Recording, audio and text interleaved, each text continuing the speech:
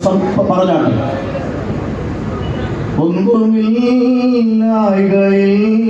നിന്നെ നിന്നുടെ ഛായയിൽ സൃഷ്ടിച്ചു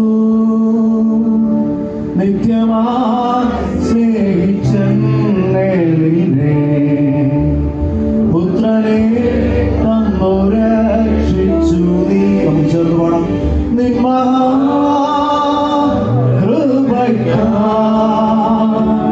നിന്നെ ഞാൻ സ്തുതിച്ചിടുമെന്നും ഹല്ലേലൂയ നിൻ മഹാകൃപയ്ക്കായി നിന്നെ ഞാൻ കർത്താവേ വചനവുമായി ഒരു രാത്രി കൂടെ നിന്റെ അടുക്കിലേക്ക് അടുത്തു വരിക. ഇന്ന് രാത്രിയിൽ സംഘടമായ ദൈവവചനം ഞങ്ങളുടെ ജീവിതത്തിലും ഞങ്ങളുടെ ഉള്ളങ്ങളിലും വ്യാപരിക്കുവാൻ അവിടുത്തെ ആത്മാവിന്റെ ബലം ഞങ്ങളുടെ വിശ്വാസ സമൂഹത്തിന് നൽകണമേ. ഞങ്ങൾ നിന്നതല്ല കർത്താവേ, നീ ഞങ്ങളെ നിർത്തിയതാണ്. ഞങ്ങളൊന്നും നേടിയതല്ല, നീ എല്ലാം തന്നതാണ്. നന്ദിയോടെ സ്തോത്രം.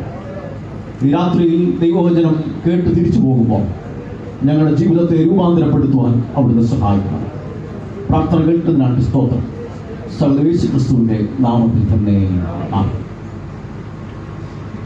സുവിശേഷ ഭാഗങ്ങളുടെ ക്ലൈമാക്സുകൾ പരിശോധിക്കുമ്പോൾ 4 സുവിശേഷങ്ങളുടെയും ക്ലൈമാക്സ് നമുക്ക് ഊർജവും ബലവും നൽകുന്ന ക്ലൈമാക്സുകളാണ്. അതുകൊണ്ട് സാധാരണ ഞാൻ ഇങ്ങനെ പറയും, all the climaxes of the gospels are positive ending climaxes. അത് മത്തായി എഴുതിയ സുവിശേഷം 28-ാം അധ്യായത്തിന്റെ അവസാന വാക്യങ്ങളാണെങ്കിലും ലൂക്കോസ് എഴുതിയ സുവിശേഷം 24-ാം അധ്യായത്തിന്റെ അവസാന വാക്യങ്ങളാണെങ്കിലും മർക്കോസ് എഴുതിയ സുവിശേഷം 16-ാമത്തെ അധ്യായത്തിന്റെ അവസാന ഭാഗങ്ങളാണെങ്കിലും ഇന്ന് രാത്രിയിൽ ഞാൻ ധ്യാനിക്കുന്ന യോഹന്നാൻ എഴുതിയ സുവിശേഷം 21-ാമത്തെ അധ്യായത്തിന്റെ അവസാന ഭാഗങ്ങളാണെങ്കിലും all the climaxes are challenging and positive climaxes. Mathai സുവിശേഷത്തിന്റെ അവസാന വാക്യത്തിൽ 28-ാം അധ്യായത്തിന്റെ 20-ാമത്തെ വാക്യത്തിൽ നാം ഇങ്ങനെയാണ് വായിക്കുന്നത്: ഞാനോ ലോകാവസാനത്തോളം എല്ലാ നാളും നിങ്ങളോട് കൂടെയിരിക്കും. ഇമ്മാനുവേൽ. മത്തായി സുവിശേഷത്തിന്റെ ശക്തീകരണം തന്നെ ഇമ്മാനുവേൽ, ദൈവം നമ്മോട് കൂടെയുണ്ട് എന്നുള്ളതാണ്. ലൂക്കോസ് എഴുതിയ സുവിശേഷം 24-ാം അധ്യായത്തിലേക്ക് വരുമ്പോൾ ഉയർത്തെഴുന്നേറ്റ യേശു ക്രിസ്തു എമ്മവസിലേക്ക് ക്ലെയോപ്പാവിനോടും പേരറിയാത്തൊരു ശിഷ്യനോടും കൂടെ ചേർന്ന് നടക്കുന്ന ഭാഗമാണ്. അവിടെയും കൂടെ നടക്കുന്ന, ബലം നൽകുന്ന, ധൈര്യം പകരുന്ന യേശു ക്രിസ്തുവിനെയാണ് നമ്മൾ വായിക്കുന്നത്. അതിലൊരു ഷോർട്ടർ വേർഷനാണ് മർക്കോസ് 16-ന്റെ അവസാന ഭാഗങ്ങളിലുള്ളത്. ഇന്ന് രാത്രിയിൽ ഞാൻ നിങ്ങളോട് പങ്കുവയ്ക്കുന്ന യോഹന്നാൻ എഴുതിയ സുവിശേഷം 21-ാമത്തെ അധ്യായത്തിന്റെ ആദ്യത്തെ 14 വാക്യങ്ങൾ യേശു ക്രിസ്തു ഉയർത്തെഴുന്നേറ്റതിന് ശേഷമുള്ള വിവരണമാണ്. അതിന് പോസ്റ്റ് റിസറക്ഷൻ നറേറ്റീവ് എന്ന് പറയും. പോസ്റ്റ് റിസറക്ഷൻ എന്നുള്ള വാക്ക് കേട്ട് ഓർത്തിരിക്കാൻ പ്രയാസമുണ്ടെങ്കിൽ ഉയർത്തെഴുന്നേറ്റിന് ശേഷമുള്ള വിവരണം എന്ന് ഉള്ളിൽ മനസ്സിൽ സ്വീകരിച്ചു വെച്ചാൽ മതി. ഞാനത് പറയാൻ കാരണം ഈ ഭാഗവുമായി ബന്ധപ്പെട്ട മറ്റൊരു ഭാഗവും പുതിയ നിയമത്തിലുണ്ട്. അത് ലൂക്കോസ് എഴുതിയ സുവിശേഷം 5-ാം അധ്യായം 1 മുതൽ 11 വരെയുള്ള വാക്യങ്ങളാണ്. അത് കോൾ നറേറ്റീവാണ്. അതായത് യേശു ക്രിസ്തു ശിഷ്യന്മാരെ വിളിക്കുന്ന ഭാഗമാണ് 5-ാം അധ്യായത്തിലെങ്കിൽ ഇവിടെ യേശു ക്രിസ്തു ഉയർത്തെഴുന്നേറ്റതിന് ശേഷം തിബരിയാസ് കടൽക്കരയിൽ പ്രത്യക്ഷനാകുന്നതിന്റെ ഭാഗമാണ്. ഇതിന്റെ തൊട്ട് അടുത്ത വാക്യങ്ങൾ 15 മുതലുള്ള വാക്യങ്ങൾ നിങ്ങൾ വായിച്ചാൽ അവിടെ വായിക്കുന്നത് ഈ പത്രോസ് എന്ന് പറയുന്ന ശിഷ്യനോട് ഇവരിൽ അധികമായി എന്നെ സ്നേഹിക്കുന്നോ എന്ന ചോദ്യവും സ്നേഹിക്കുന്നുണ്ട് എന്ന് പറയുന്ന ഉത്തരവുമാണ് ഇതിന്റെ തൊട്ടടുത്ത 15 മുതലുള്ള വാക്യങ്ങളിൽ നമ്മൾ വായിക്കുന്നത്. എന്തുകൊണ്ടാണ് പത്രോസിനോട് 3 പ്രാവശ്യം യേശു ക്രിസ്തു ചോദിച്ചത് എന്ന് ചോദിച്ചാൽ 3 പ്രാവശ്യം തള്ളിപ്പറഞ്ഞ ആളാണ് പത്രോസ്. 3 പ്രാവശ്യം തള്ളിപ്പറഞ്ഞ മനുഷ്യനെ കൊണ്ട് 3 പ്രാവശ്യം യേശു ക്രിസ്തു ഏറ്റു പറയിക്കുകയാണ്. അത് പ്രാതൽ ഒരുക്കി വെച്ചതിന് ശേഷം ഭക്ഷണം പങ്കിട്ടതിന് ശേഷം നടക്കുന്ന സംഭവമാണ്. നിങ്ങൾ ചോദിക്കും, അച്ഛാ ഈ 3 ഇവിടെ തന്നെ 3-ാം പ്രാവശ്യം പ്രത്യക്ഷനായി എന്നാണ് 14-ാമത്തെ വാക്യത്തിലുള്ളത്. ഞാൻ ആ ഭാഗത്തിലേക്ക് തുടർന്ന് വരുന്നതാണ്. ഈ പുതിയ നിയമം നിങ്ങൾ വായിക്കുമ്പോഴും പഠിക്കുമ്പോഴും എല്ലാ സംഖ്യകൾക്കും അതിൻ്റെതായിട്ടുള്ള പ്രാധാന്യമുണ്ട്. അത് യേശുക്രിസ്തു 40 ദിവസം ഉപവസിച്ചു എന്ന് പറഞ്ഞാലും, യേശുക്രിസ്തുവിനെ 30 വെള്ളിക്കാശിന് ഒറ്റിക്കൊടുത്തു എന്ന് പറഞ്ഞാലും, വെളിപാട് പുസ്തകത്തിൽ 7 എന്ന് പറയുന്ന സംഖ്യയാണെങ്കിലും ഇവിടെ 3 എന്ന് പറയുന്ന സംഖ്യയാണെങ്കിലും അതിനെല്ലാം അതിൻ്റെതായിട്ടുള്ള പ്രാധാന്യമുണ്ട്. ഞാൻ സാധാരണയായിട്ട് ചോദിക്കുന്ന ഒരു ചോദ്യമുണ്ട്, എന്തുകൊണ്ടാണ് ഈ യേശുക്രിസ്തുവിനെ 30 വെള്ളിക്കാശിന് ഒറ്റിക്കൊടുക്കുവാനായിട്ട് പറഞ്ഞിരിക്കുന്നത്, ഒറ്റിക്കൊടുത്തു എന്ന് പറഞ്ഞിരിക്കുന്നത്? അത് ഒരു 28 പോരായിരുന്നു, അല്ലെ അതൊരു 35 ആക്കിക്കൂടെ? എന്തിനാണ് ഈ 30 പീസസ് ഓഫ് സിൽവർ എന്ന് മത്തായി സുവിശേഷകൻ മാത്രമാണ്, മത്തായി എഴുതിയ സുവിശേഷം 26-ാമത്തെ അധ്യായത്തിൽ രേഖപ്പെടുത്തിയിരിക്കുന്നത്. മറ്റാരും 30 എന്ന് പറയുന്ന സംഖ്യ മറ്റാരും രേഖപ്പെടുത്തിയിട്ടില്ല. എന്തുകൊണ്ടാണ്? ഇതൊരു വലിയ കമ്മ്യൂണിറ്റി ആയതുകൊണ്ടും ക്രൗഡ് ആയതുകൊണ്ടും. നിങ്ങൾ സൺഡേ സ്കൂൾ ടീച്ചേഴ്സ് ഉണ്ടോ? ഇനി ഉണ്ടെങ്കിൽ നിങ്ങൾ കൈപൊക്കി, അത് കഴിഞ്ഞിട്ട് ഉത്തരം പറയാതെ നിങ്ങൾ നാണക്കെടണ്ട എന്ന് വിചാരിച്ചുകൊണ്ട് ചോദിക്കുന്നില്ല. 30 എന്ന് പറയുന്ന സംഖ്യ പുറപ്പാട് പുസ്തകം 21-ാം അധ്യായത്തിന്റെ 32-ാമത്തെ വാക്യത്തിൽ നമ്മൾ വായിക്കുന്നത് എങ്ങനെയാണ്? ഒരു കാള ദാസനെയോ ദാസിയോ കുത്തിയാൽ ആ ദാസന്റെയോ ദാസിയുടെയോ ഉടമയ്ക്ക് കൊടുക്കുന്ന പെനാലിറ്റി, പിഴയാണ് 30 വെള്ളിക്കാശ് എന്ന് പറഞ്ഞാൽ, യേശുക്രിസ്തുവിനെ ഒറ്റുകൊടുക്കുമ്പം 30 വെള്ളിക്കാശ് എന്ന് പറയുന്നത് യേശുക്രിസ്തുവിന് ആ കാലഘട്ടത്തിലെ ഒരടിമയുടെ വില മാത്രമേ ഉണ്ടായിരുന്നുള്ളൂ. മറ്റൊരു ഭാഗം കൂടെ ഉണ്ട്, വീട്ടിൽ പോകുമ്പോൾ സമയം കിട്ടുമെങ്കിൽ വായിക്കണം. സെഖര്യാവിന്റെ പുസ്തകം 11-ാം അധ്യായം 12-ാമത്തെ വാക്യമാണ്. അവിടെ ഒരു ആട്ടിടയന്റെ ഒരു ദിവസത്തെ കൂലിയാണ് 30 വെള്ളിക്കാശ് എന്ന് വായിക്കുന്നുണ്ട്. അതുകൊണ്ട് യേശുക്രിസ്തുവിന് ഒരു അടിമയുടെ വിലയോ ഒരു ആട്ടിടയന്റെ വിലയോ, ആട്ടിടയന്റെ ഒരു ദിവസത്തെ കൂലിയുടെ വിലയോ മാത്രമേ യഹൂദ മത നേതൃത്വം കൊടുത്തിരുന്നുള്ളൂ. അതുകൊണ്ടാണ് ഈ യൂദ 30 വെള്ളിക്കാശിന് ഒറ്റിക്കൊടുക്കുവാനായിട്ട് തയ്യാറായത്. ഞാൻ ഒരു കൺവെൻഷന് ഇത് ചോദിച്ചപ്പോൾ കുറച്ച് കൊച്ചു പിള്ളേർ, നല്ല മിടുക്കരായിട്ട് പിള്ളേർ ഇങ്ങനെ പള്ളിക്കകത്തായതുകൊണ്ട് ബെഞ്ചിൽ ഇങ്ങനെ ഇരിക്കുകയാണ്. അപ്പോൾ ഒരുതൻ അവിടെ നിന്ന് പറഞ്ഞു, അച്ഛൻ ആ സമയത്ത് ഗൂഗിൾ പേ ഇല്ലാത്തതുകൊണ്ട് ചില്ലറ ലാഭിക്കാൻ വേണ്ടി ജൂഡസ് അങ്കിൾ ചെയ്തൊരു പണിയാണ് എന്ന് പറഞ്ഞു. അങ്ങനെയല്ല. അതുകൊണ്ട് യേശുക്രിസ്തു 3-ാം പ്രാവശ്യം തിബരിയാസ് കടലിൽ പ്രത്യക്ഷനായി എന്ന് പറഞ്ഞാൽ അതിന് വളരെയധികം സിഗ്നിഫിക്കൻസ് ഉണ്ട്.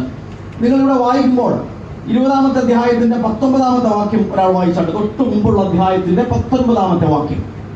ആഴ്ചവട്ടത്തിന്റെ ഒന്നാം നാൾ ആ ദിവസം നേരം വൈകിയപ്പോൾ ശിഷ്യന്മാരിരുന്ന സ്ഥലത്ത് യഹൂദന്മാരെ പേടിച്ച് വാതിലടച്ചിരിക്കെ യേശു എന്ന നടുവിൽ നിന്നുകൊണ്ട് നിങ്ങൾക്ക് സമാധാനം എന്ന് അവരോട് പറഞ്ഞു. 2 പ്രധാന സംഗതികൾ. ഒന്നാമത്തെ പ്രത്യക്ഷമാകലാണ്. 2 പ്രധാന സംഗതികൾ നിങ്ങളോട് ശ്രദ്ധിക്കണം. ഒന്ന്, യഹൂദന്മാരെ പേടിച്ച് അവർ വാതിലടച്ചിരിക്കുക.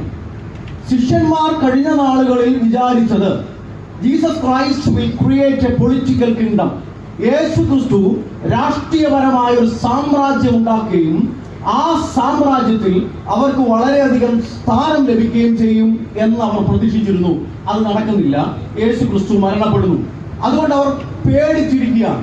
തങ്ങളുടെ ഗുരുവിനെ പിടിച്ചതുപോലെ തങ്ങളെയും പിടിച്ചു കൊല്ലും എന്നുള്ള ഭയത്തോടുകൂടി അവർ പേടിച്ചിരിക്കുമ്പോൾ യേശു ക്രിസ്തു വാതിലടച്ചിരിക്കുന്നതിന്റെ ഉള്ളിൽ വന്നുകൊണ്ട് അവരോട് പറയുകയാണ്, നിങ്ങൾക്ക് സമാധാനം. അതുകൊണ്ട് ഒന്നാമത്തെ പ്രത്യക്ഷമാകൽ എന്ന് പറയുന്നത് അവരുടെ ഭയത്തിന്റെ ഇടത്തിലാണ് ഒന്നാമത്തെ പ്രത്യക്ഷമാകൽ. രണ്ടാമത്തെ പ്രത്യക്ഷമാകൽ അതിന് താഴോട്ടുണ്ട്. 26-ാമത്തെ വാക്യം വായിച്ചാണ്. 20-ന്റെ 26-ാം വാക്യം. 8 ദിവസം കഴിഞ്ഞിട്ട് ശ്രദ്ധിച്ചോണം. 8 ദിവസം കഴിഞ്ഞപ്പോൾ ശിഷ്യന്മാർ പിന്നെയും അകത്തുകൂടിയിരിക്കുകയാണ്. തോമസ് ഉണ്ടായിരുന്നു. വ്യത്യാസം ഇതാണ്, തോമസ് അപ്പോസ്തലൻ അവരുടെ കൂടെ ഉണ്ടായിരുന്നു. ആദ്യത്തെ നറേറ്റീവിൽ തോമസ് ഇല്ല. വാതിലടച്ചിരിക്കുകയാണ്. യേശു എന്ന് നടുവിൽ നിന്നുകൊണ്ട് നിങ്ങൾക്ക് സമാധാനം എന്ന് പറഞ്ഞു. സമാധാനമെന്ന് യേശു ക്രിസ്തു പിന്നെയും പറയുകയാണ്. ഈ നടുവിൽ വന്നു നിൽക്കുന്ന യേശു ക്രിസ്തു എന്ന് പറയുന്ന ചിന്ത വെളിപാട് പുസ്തകം 5-ാം അധ്യായത്തിലും 7-ാം അധ്യായത്തിലും അറുക്കപ്പെട്ട കുഞ്ഞാട് സിംഹാസനത്തിന്റെ മധ്യേ ഇരിക്കുന്നത് വളരെ വ്യക്തമായിട്ട് നമുക്ക് കാണാൻ പറ്റും. അതുകൊണ്ട് യേശു ക്രിസ്തു അവരുടെ ഭയത്തിന്റെ ഇടത്തിലേക്ക് വരികയാണ്. മൂന്നാമത്തെ പ്രത്യക്ഷമാകലിന്റെ പ്രത്യേകത എന്താണെന്ന് അറിയാമോ? മൂന്നാമത്തെ പ്രത്യക്ഷമാകൽ അത് അവരുടെ തൊഴിലിന്റെ ഇടത്തിലാണ് സംഭവിക്കുന്നത്. എന്ന് വെച്ചാൽ യേശു ക്രിസ്തുവിന്റെ 2 പ്രത്യക്ഷമാകൽ കൊണ്ട് ഭയത്തിന്റെ ഇടത്തിൽ നിന്നും തൊഴിലിന്റെ ഇടത്തിലേക്ക് പുറത്തേക്ക് ഇറങ്ങാൻ അവർക്ക് ബലം കിട്ടി, പ്രാപ്തി കിട്ടി. ദൈവത്തിന് സ്തോത്രം. പലപ്പോഴും ഭയത്തിന്റെ ഇടത്തിലാണ് യേശു ക്രിസ്തുവിന്റെ പ്രവർത്തനം നമുക്ക് ഊർജവും ബലവും നൽകുന്നത്. ഇവിടെ ശിഷ്യന്മാർ ഭയപ്പെട്ടിരിക്കുന്നിടത്തു നിന്നും അവരുടെ തൊഴിലിന്റെ ഇടത്തിലേക്ക് ഒരു ഷിഫ്റ്റ് സംഭവിക്കുകയാണ്, ട്രാൻസ്ഫോർമേഷൻ സംഭവിക്കുകയാണ്. അവർ തൊഴിൽ ചെയ്യുവാനുള്ള ധൈര്യം ഈ രണ്ട് സന്ദർശനത്തിലൂടെ, യേശുവിന്റെ സന്ദർശനത്തിലൂടെ അവർക്ക് സാധ്യമായിട്ട് തീരുന്നു. എന്നാൽ അവര് തൊഴിലിന്റെ ഇടത്തിലേക്ക് വന്നപ്പോൾ പരാജയപ്പെട്ടു പോകുന്നു എന്നുള്ളതാണ് പ്രശ്നം. ഇന്ന് രാത്രിയിൽ ഞാൻ പറയാൻ പോകുന്ന സംഗതി, ജീവിതത്തിൽ പരാജയം ഉണ്ടാകുന്നത് ഒരു പ്രശ്നമാണ്. പരാജയം ഉണ്ടാൽ എങ്ങനെയാണ് ഒരു ക്രൈസ്തവ വിശ്വാസി പരാജയത്തെ നേരിടുവാൻ വേദപുസ്തകം മൂലം പഠിക്കുന്നത്, മനസ്സിലാക്കുന്നത് എന്നുള്ളൊരു അന്വേഷണമാണ്. ഞാനൊരു നോവലിന്റെ ഒരു ഭാഗം പറഞ്ഞ് മുൻപോട്ട് പോകാം. നിങ്ങൾക്കെല്ലാം ഒരുപക്ഷെ പരിചയമുള്ള, നിങ്ങൾ ആരെങ്കിലുമൊക്കെ വായിച്ചിട്ടുള്ള നോവലാണ്. 1950കളുടെ അടുക്കൽ, അതായത് 48 കഴിഞ്ഞിറങ്ങിയ ഒരു ഇംഗ്ലീഷ് നോവലാണ് കിഴവനും കടലും എന്ന് പറയുന്ന novel, the old man and the sea. Ernest Hemingway എന്ന് പറയുന്ന ഒരു എഴുത്തുകാരൻ എഴുതിയ വളരെ മനോഹരമായ നോവലാണ് the old man and the sea. ക്യൂബയിലെ ഒരു പ്രായമുള്ള വൃദ്ധനായ മത്സ്യബന്ധന തൊഴിലാളിയാണ് സാന്റിയാഗോ എന്ന് പറയുന്ന മനുഷ്യൻ. ഈ സാന്റിയാഗോ എന്ന് പറയുന്ന മനുഷ്യൻ ദിവസവും മീൻ പിടിക്കാൻ പോവുകയും മീൻ പിടിച്ച് തന്റെ ഉപജീവനം നടത്തുകയും ചെയ്യുന്നയാളാണ്. എന്നാൽ അദ്ദേഹത്തിന്റെ ജീവിതത്തിൽ ഇപ്പോൾ ഒരു പ്രതിസന്ധിയുണ്ട്. പ്രതിസന്ധി എന്താണെന്ന് ചോദിച്ചു കഴിഞ്ഞാൽ, കഴിഞ്ഞ 84 ദിവസമായി മീൻ പിടിക്കാൻ പോകുമ്പോൾ അദ്ദേഹത്തിന്റെ വലയിൽ മത്സ്യം കുടുങ്ങുന്നില്ല, മീൻ കിട്ടുന്നില്ല. നമ്മുടെ പച്ച മലയാളത്തിൽ പറഞ്ഞാൽ കടലമ്മ കനിയുന്നില്ല എന്ന് നമുക്ക് പറയാം. അപ്പോൾ 84 ദിവസം മീൻ പിടിക്കാൻ പോകുന്ന മനുഷ്യൻ ആദ്യം അദ്ദേഹത്തിന്റെ വീട്ടിലുള്ള കുറച്ച് ഭക്ഷണ സാധനങ്ങൾ കൊണ്ട് വീടിന്റെ പട്ടിണി മാറ്റുകയാണ്. എന്നാൽ പിന്നെ അത് കാൽ പട്ടിണി, അര പട്ടിണി, മുക്കാ പട്ടിണി, മുഴു പട്ടിണിയിലേക്ക് മാറുകയാണ്. 85ാമത്തെ ദിവസം ഈ മനുഷ്യൻ മീൻ പിടിക്കാൻ പോകുന്നതാണ് നോവലിന്റെ ഇതിവൃത്തം. അദ്ദേഹത്തിന്റെ കൂടെ കഴിഞ്ഞ നാളുകളിൽ അദ്ദേഹത്തെ സഹായിക്കാൻ പോയിക്കൊണ്ടിരുന്ന ഒരു ചെറുപ്പക്കാരനുണ്ട്. അവന്റെ പേര് മനോലിൻ എന്നാണ്. അവനൊരു ജോലിക്കാരനല്ല, അപ്രന്റിക്സ് എന്ന് പറയുന്ന തസ്തികയിൽ ജോലി ചെയ്യുന്നയാളാണ്. വൈകുന്നേരം മീൻ പിടിച്ചോണ്ട് വന്നാൽ വല്ലതും കിട്ടിയാൽ കൊടുത്തുള്ളൂ. അപ്പൻഡിക്സ് അല്ല കേട്ടോ, അപ്രന്റിക്സ്. ഈ അപ്രന്റിക്സ് എന്താണെന്ന് നിങ്ങൾക്ക് മനസ്സിലാക്കണമെങ്കിൽ, ഫ്രണ്ട്സ് എന്ന് പറയുന്ന ഒരു മലയാള സിനിമയുണ്ട്. അതിൽ മഹാനടനായ ജഗതി, ഈ കഴിഞ്ഞിടയിൽ അന്തരിച്ച ശ്രീനിവാസൻ എന്ന് പറയുന്ന നടന്മാരെ ഉൾപ്പെടെ പെയിന്റ് അടിക്കാൻ ചുമതലപ്പെടുത്തുന്ന ഒരു രംഗം അതിനകത്തുണ്ട്. സിനിമ കണ്ടിട്ടുള്ള ആളുകൾ ഓർത്താൽ മതി, അതിനു വേണ്ടി കാണാൻ പോകേണ്ട ആവശ്യമില്ല. അത് പറഞ്ഞു കഴിഞ്ഞാൽ ശമ്പളമില്ല, എന്തെങ്കിലുമൊക്കെ കിട്ടും. അതായത് പണി കഴിയുമ്പോൾ അതിന് ചെറുതായിട്ട് എന്തെങ്കിലും നല്ല ചിലപ്പോൾ ഭക്ഷണമായിരിക്കും. അതുകൊണ്ട് ഈ മനോലിന് ശമ്പളമൊന്നുമില്ല, അവൻ കൂടെ പോകും, കുറച്ച് മീൻ വീട്ടിൽ കൊണ്ടുപോകും എന്നേ ഉള്ളൂ. എന്നാൽ കഴിഞ്ഞ കുറേ ദിവസങ്ങളായി മീൻ പിടിക്കാനായിട്ട് പോകുമ്പോൾ മീൻ കിട്ടാതെ വരുമ്പം അവന്റെ വീട്ടുകാർ അവനോട് പറഞ്ഞു, എടാ, ഭാഗ്യമില്ലാത്തവന്റെ കൂടെ നീ എന്തിനാണ് മീൻ പിടിക്കാൻ പോകുന്നത്? ഉദാഹരണത്തിന് മല്ലപ്പള്ളി ടൗണിൽ സ്കൂട്ടറിൽ 2 വീലറിൽ ഇറങ്ങിയ എപ്പോഴും പോലീസ് പറ്റിയടിക്കുന്നവന്റെ കൂടെ നമ്മൾ ലിഫ്റ്റ് ചോദിച്ചു പോകുന്നില്ല. അത് അവനെ എപ്പം പോലീസ് കണ്ടാലും അവനെ പിടിക്കും. നമ്മൾ അവന്റെ പുറകെ കയറത്തില്ല. നമ്മൾ വെറുതെ എന്തിനാണ് വിലക്കട നിൽക്കുന്നത്? അതുകൊണ്ട് ഭാഗ്യമില്ലാത്തവന്റെ കൂടെ മീൻ പിടിക്കാൻ നീ എന്തിനാണ് പോകുന്നത്? അതുകൊണ്ട് അവൻ ഇപ്പം മീൻ പിടിക്കാൻ പോകുന്നില്ല. രാവിലെ ഇയാള് കടലിൽ മീൻ പിടിക്കാൻ പോകുമ്പോൾ കടൽത്തിരയിൽ വരും, കടലിനടുത്ത് വരും, കടൽക്കരയിൽ നിന്നിട്ട് ടാറ്റ ബൈ പറയും, തിരിച്ചു പോകും. ഇയാള് ഒഴിഞ്ഞ വലയായിട്ട് വരും, കണ്ടിട്ട് അവൻ വീട്ടിൽ പോകും. ഇതാണ് പരി. അപ്പോൾ 85ാമത്തെ ദിവസം സാന്റിയാഗോ എന്ന് പറയുന്ന പ്രായമുള്ള മനുഷ്യൻ മീൻ പിടിക്കാൻ പോവുകയാണ്. ഇന്ന് ഡൂ ഓർ ഡൈ ആണ് എന്ന് പറഞ്ഞാൽ, ഒന്നുകിൽ മീൻ പിടിക്കുക അല്ലെങ്കിൽ ആത്മഹത്യയാണ് വഴി. അയാൾ അദ്ദേഹത്തിന് മരക്കട്ട എടുത്തുകൊണ്ട് പോകുമ്പോൾ മനോലിൻ ടാറ്റ ബൈയൊക്കെ പറഞ്ഞു പിടിക്കുക, ഇന്ന് മീൻ പിടിച്ചേ പറ്റും. അദ്ദേഹം ആദ്യം ഒരു ശ്രമം നടക്കുന്നില്ല. പിന്നെ ആഴക്കടലിലേക്ക്, പുറം കടലിലേക്ക് മീൻ പിടിക്കാൻ പോവുകയാണ്. നിങ്ങൾ ഓർക്കണം, ഇന്ന് മീൻ കിട്ടിയില്ലെങ്കിൽ വളരെയധികം പ്രതിസന്ധിയാണ്. അങ്ങനെ ആഴക്കടലിൽ അനേകം സമയത്തെ അധ്വാനത്തിന് ശേഷം അദ്ദേഹത്തിന്റെ വലയിൽ ഒരു 1-ാം തരം മത്സ്യം കുടുങ്ങി. അദ്ദേഹത്തിന് വലിയ സന്തോഷമായി. 84 ദിവസത്തെ വറുതി പട്ടിണി അവസാനിക്കുകയാണ്. അദ്ദേഹം ഈ മീനുമായി തിരിച്ച് കടൽക്കരയിലേക്ക് തുഴയാൻ ശ്രമിക്കുമ്പോൾ മീന് ജീവനുണ്ടായതുകൊണ്ട് ആദ്യം വള്ളത്തിന്റെ കൺട്രോൾ അദ്ദേഹത്തിന് കിട്ടുന്നില്ല. അദ്ദേഹം വളരെ പാടുപെട്ട് ആവേശത്തോടെ കടൽക്കരയിലേക്ക് തുഴയുകയാണ്. തുഴഞ്ഞു വരുമ്പോൾ അദ്ദേഹം മനസ്സിലാക്കുന്നു, കടലിൽ വലയിൽ കിടക്കുന്ന തന്റെ മത്സ്യത്തെ കടലിൽ കിടക്കുന്ന മറ്റ് മത്സ്യങ്ങൾ വന്ന് അതിന്റെ മാംസം കുത്തിപ്പറിക്കാൻ ശ്രമിക്കും. കടലിൽ രക്തം കലർന്ന ഈ അടിത്തട്ടിൽ കിടക്കുന്ന, അത് മനുഷ്യന്റെ ആണെങ്കിൽ അടിത്തട്ടിൽ കിടക്കുന്ന മീനുകൾ പെട്ടെന്ന് കയറി വരും, എന്നിട്ട് ഇതിന്റെ മാംസം കൊത്താൻ തുടങ്ങും. അദ്ദേഹത്തിന്റെ പങ്കായം ഉപയോഗിച്ച് ഈ മറ്റു മത്സ്യങ്ങളെ ഓടിക്കാൻ ശ്രമിക്കുകയാണ്. ഒരു പരിധി വരെ വിജയിച്ചു.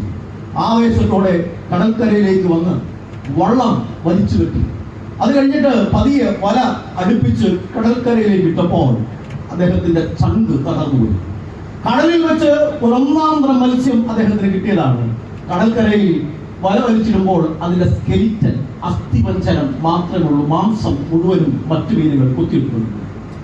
അദ്ദേഹം നിരാശനായിട്ട് രണ്ട് കൈയും വിരിച്ച് ആകാശത്ത് നോക്കി നക്ഷത്രങ്ങളെ നോക്കി കിടക്കുകയാണ്. ഹെമിംഗ്വേ നോവലിൽ എഴുതിയിരിക്കുന്നത് എങ്ങനെയാണ്? എല്ലാം നഷ്ടപ്പെട്ട് യേശു ക്രിസ്തു ക്രൂശിൽ എങ്ങനെയാണോ കിടന്നത്, അതുപോലെ ഹെമിംഗ്വേ ഈ സാന്റിയാഗോ എന്ന് പറയുന്ന മനുഷ്യനെ വരച്ചിട്ടിരിക്കുകയാണ്. അപ്പോൾ മനോലിൻ എന്ന് പറയുന്ന ചെറുപ്പക്കാരൻ ആ മനുഷ്യന്റെ അടുക്കൽ വന്നു. അത് പറയാൻ വേണ്ടിയാണ് നോവൽ ഞാൻ ചുരുക്കി പറയുന്നത്. ഈ നാല് കാര്യങ്ങളാണ് പറയുന്നത്. ഇങ്ങനെയാണ് അവൻ പറയുന്നത്, കൊച്ചു പയ്യൻ പറയുന്നത് ഇങ്ങനെയാണ്: അങ്ങെന്തിനാണ് സങ്കടപ്പെടുന്നത്? അങ്ങേക്ക് നാളെയും കടലിൽ പോകാമല്ലോ. കടലിൽ പോകാൻ അങ്ങയുടെ കയ്യിൽ മരക്കട്ടയുണ്ട്, വള്ളമുണ്ട്. അങ്ങയുടെ കയ്യിൽ വലയുണ്ട്. അങ്ങയുടെ കയ്യിൽ പങ്കായമുണ്ട്. അങ്ങേക്ക് തുഴയറിയാം. അങ്ങെന്തിനാണ് സങ്കടപ്പെടുന്നത്? അങ്ങേക്ക് നാളെയും കടലിൽ പോകാമല്ലോ. ഒരു സെന്റൻസും കൂടെ ഞാൻ അതിനോട് ചേർത്ത് വെക്കുകയാണ്. ശ്രദ്ധിച്ചു കേട്ടോണം. കടലിൽ മീൻ നിറയ്ക്കാൻ അങ്ങയുടെ ദൈവം ജീവിച്ചിരിക്കുന്നത് കൊണ്ട് അങ്ങേ എന്തിനാണ് സങ്കടപ്പെടുന്നത്? അങ്ങേക്കും നാളെയും കടലിൽ പോകാമല്ലോ. ഇത് കേട്ടുകൊണ്ട് ഈ സാന്റിയാഗോ എന്ന് പറയുന്ന മനുഷ്യൻ കടലിലേക്ക് ആവേശത്തോടെ ഇറങ്ങിപ്പോകുന്നിടത്ത് വെച്ച് നോവൽ ഹെമിംഗ്വേ അവസാനിപ്പിക്കുകയാണ്. യേശുക്രിസ്തുവിന്റെ 7 ശിഷ്യന്മാർ യേശുക്രിസ്തുവിന്റെ സന്ദർശനം മൂലം പരാജയ ഭീതിയിൽ നിന്ന്, പേടിയിൽ നിന്നും അധ്വാനത്തിന്റെ ഇടത്തിലേക്ക് മാറുമ്പോഴും വീണ്ടും പരാജയത്തിലേക്ക് ചെന്ന് വീഴുകയാണ്. ഞാനിതിലെ 1-2 പ്രധാനപ്പെട്ട സംഗതികൾ പറഞ്ഞ് മുൻപോട്ട് പോകാം. ഒന്ന്, തിബരിയാസ് കടലാണ്. സാധാരണയായിട്ട് ഈ നമ്മൾ പഠിപ്പിക്കുന്ന പിള്ളേർക്ക് ചോദിക്കും, എന്താണ് ഈ തിബരിയാസ് കടൽ എന്ന് ചോദിക്കും. തിബരിയാസ് കടൽ എന്ന് പറഞ്ഞാൽ പുതിയ നിയമത്തിലെ ഗന്നസരത്ത് തടാകം, ഗലീല കടൽ എന്ന് പറയുന്ന പേര് തന്നെയാണ് തിബരിയാസിന്റെ മറ്റ് പേരുകളാണ്. നിങ്ങൾ യോഹന്നാൻ എഴുതിയ സുവിശേഷം 6-ാം അധ്യായം അതിന്റെ 1-ാമത്തെ വാക്യം വായിച്ചാൽ അവിടെ തിബരിയാസ് എന്ന ഗലീല കടൽ എന്ന് നമുക്ക് വായിക്കാനായിട്ട് പറ്റും. പഴയ നിയമത്തിലേക്ക് വരുമ്പോൾ സംഖ്യാപുസ്തകം 34-ാം അധ്യായത്തിൽ, ആവർത്തന പുസ്തകത്തിൽ, യോശുവയുടെ പുസ്തകത്തിലെല്ലാം ഈ തടാകമുണ്ട്. അതിന് കിന്നരേത്ത് അല്ലെങ്കിൽ കിന്നരോത്ത് എന്ന പേരാണ് പഴയ നിയമത്തിലുള്ളത്. എന്തുകൊണ്ടാണ് ഈ കിന്നരേത്ത് എന്ന് പറഞ്ഞ പേര് വരുന്നത്? കിന്നരേത്ത് എന്ന് പറയുന്ന പേര് വരാൻ കാരണം ഗലീല കടലിന്റെ ആകൃതി കിന്നരം എന്ന് പറയുന്ന ഒരു ഇൻസ്ട്രുമെന്റിനെ പോലെയുള്ള ആകൃതിയാണ്. കിന്നരം നിങ്ങൾ കേട്ടിട്ടുണ്ടല്ലോ, ദാവീദിന്റെ കിന്നരം എന്നൊക്കെ നമ്മൾ കേട്ടിട്ടുണ്ട്. അപ്പോൾ കിന്നരം എന്ന വാക്കിന്റെ ഹീബ്രു വേർഡ്, എബ്രായ പദം കിന്നോർ എന്ന വാക്കാണ്. അതുകൊണ്ടാണ് ഇതിന് പഴയ നിയമത്തിൽ ഈ രൂപമുണ്ടായതുകൊണ്ട് ഇതിനെ കിന്നരേത്ത് അല്ലെങ്കിൽ കിന്നരോത്ത് എന്ന് വിളിച്ചു. എന്നാൽ പുതിയ നിയമത്തിലേക്ക് വരുമ്പോൾ ഹെരോദ് അന്തിപ്പാസ് എന്ന് പറയുന്ന രാജാവ്, അതായത് യേശുക്രിസ്തു ജനിക്കുമ്പോൾ ഉണ്ടായ ഒരു രാജാവുണ്ട്. അത് അപ്പൻ ഹെരോദാണ്. മത്തായി 2-ാം അധ്യായത്തിൽ നിങ്ങൾ ഈ ഹെരോദ് എല്ലാ രാജാക്കന്മാരെയും കൊണ്ടും കൂട്ടിക്കുഴച്ച് പറയും. നമ്മൾ ഈ അവിയൽ ഉണ്ടാക്കാൻ നമുക്ക് വളരെ നമ്മൾ എക്സ്പേർട്സ് ആയതുകൊണ്ട് നമ്മളിതെല്ലാം കൂട്ടിക്കുഴച്ചാണ് വേദോത്സവത്തിൽ പറയുന്നത്. ക്രിസ്മസിന് പോലും യേശുക്രിസ്തുവിനെ ഈ പുൽക്കൂട്ടിൽ കാണാൻ വരുന്നതിനകത്ത് വിദ്വാൻമാരുണ്ട്. വിദ്വാൻമാർ മുൻകൂട്ടി പറഞ്ഞത് എപ്പോഴാണെന്ന് എനിക്കറിയില്ല. നിങ്ങളത് ക്രിസ്മസ് വിഷയമായതുകൊണ്ട് ഞാൻ അത് പറയാൻ വരുന്നില്ല. അപ്പൊ നിങ്ങൾ ഈ അവിയൽ പരുവത്തിൽ കാണരുത്. അപ്പൻ ഹെരോദാവാണ് മത്തായി 2-ാം അധ്യായത്തിൽ. അപ്പൻ ഹെരോദാവ് കഴിഞ്ഞ് അദ്ദേഹത്തിന്റെ 3 മക്കളാണ്: Herod അർക്കലിയോസ്, Herod Antipas, Herod Philip. അത് കഴിഞ്ഞ് അപ്പോസ്തല പ്രവൃത്തികളിൽ 2 ഹെരോദാക്കന്മാരുണ്ട്. അഗ്രിപ്പ രാജാവ് എന്ന് പൗലോസും പത്രോസും ഒക്കെ അഡ്രസ് ചെയ്യുന്ന ആളുകളാണ്. അങ്ങനെ 6 ഹെരോദാക്കന്മാരുണ്ട്. അതിലെ ഹെരോദ് അന്തിപ്പാസ് എന്ന് പറയുന്ന രാജാവ് തിബരിയാസ് കൈസർ എന്ന് പറയുന്ന ചക്രവർത്തിയെ സൂചിപ്പിക്കാൻ വേണ്ടി, നമുക്കറിയാം നമ്മുടെ നാട്ടിലൊക്കെ റോഡിനും അല്ലെങ്കിൽ പാലങ്ങൾക്കെല്ലാം വലിയ വലിയ ഭരണകർത്താക്കളുടെ പേര്. അതുകൊണ്ട് ഈ ഗന്നസരേത്ത് തടാകത്തിന്റെ പേര് അയാൾ എന്ത് ചെയ്തു? ഈ രാജാവ് മാറ്റിക്കളഞ്ഞു. അത് അദ്ദേഹം തിബരിയാസ് എന്ന് പറയുന്ന പേരിലേക്ക് മാറ്റി. അതുകൊണ്ടാണ് തിബരിയാസ് കടൽ എന്ന് നമ്മളിവിടെ കാണുന്നത്. ഇനി ശിഷ്യന്മാർ, 7 ശിഷ്യന്മാരെയാണ് നമ്മളിവിടെ പരിചയപ്പെടുന്നത്. അതിനകത്ത് നേരത്തെ പറഞ്ഞ തോമസ് ഉണ്ട്. ഒരാളും കൂടെ നിങ്ങൾ ശ്രദ്ധിച്ചോണം, നഥനയേൽ എന്ന് പറയുന്ന ശിഷ്യൻ കൂടെ അവിടെ ഉണ്ട്. നഥനയേൽ എന്ന് പറയുന്ന ശിഷ്യനെ നമ്മൾ യോഹന്നാൻ എഴുതിയ സുവിശേഷം 1-ാം അധ്യായത്തിലെ 42-ാമത്തെ വാക്യത്തിൽ കണ്ടിട്ട് പിന്നെ കാണുന്നത് എവിടെയാണ്? 21-ാം അധ്യായത്തിലാണ്. അദ്ദേഹത്തെ മറ്റ് സുവിശേഷങ്ങളിൽ, സമവിശ്വാസ സുവിശേഷങ്ങളിൽ നഥനയേൽ ഇല്ല. സൺഡേ സ്കൂൾ ടീച്ചേഴ്സ് ഉണ്ടെങ്കിൽ നോട്ട് ചെയ്ത് വെച്ചോണം. അവിടെ നഥനയേൽ എന്ന് പറയുന്ന ശിഷ്യനെ കാണാനേ ഇല്ല. അത് വേറെ ആരാണെന്നുള്ളതൊക്കെ നിങ്ങൾ ഹോംവർക്ക് ചെയ്ത് കണ്ടുപിടിച്ചോളൂ.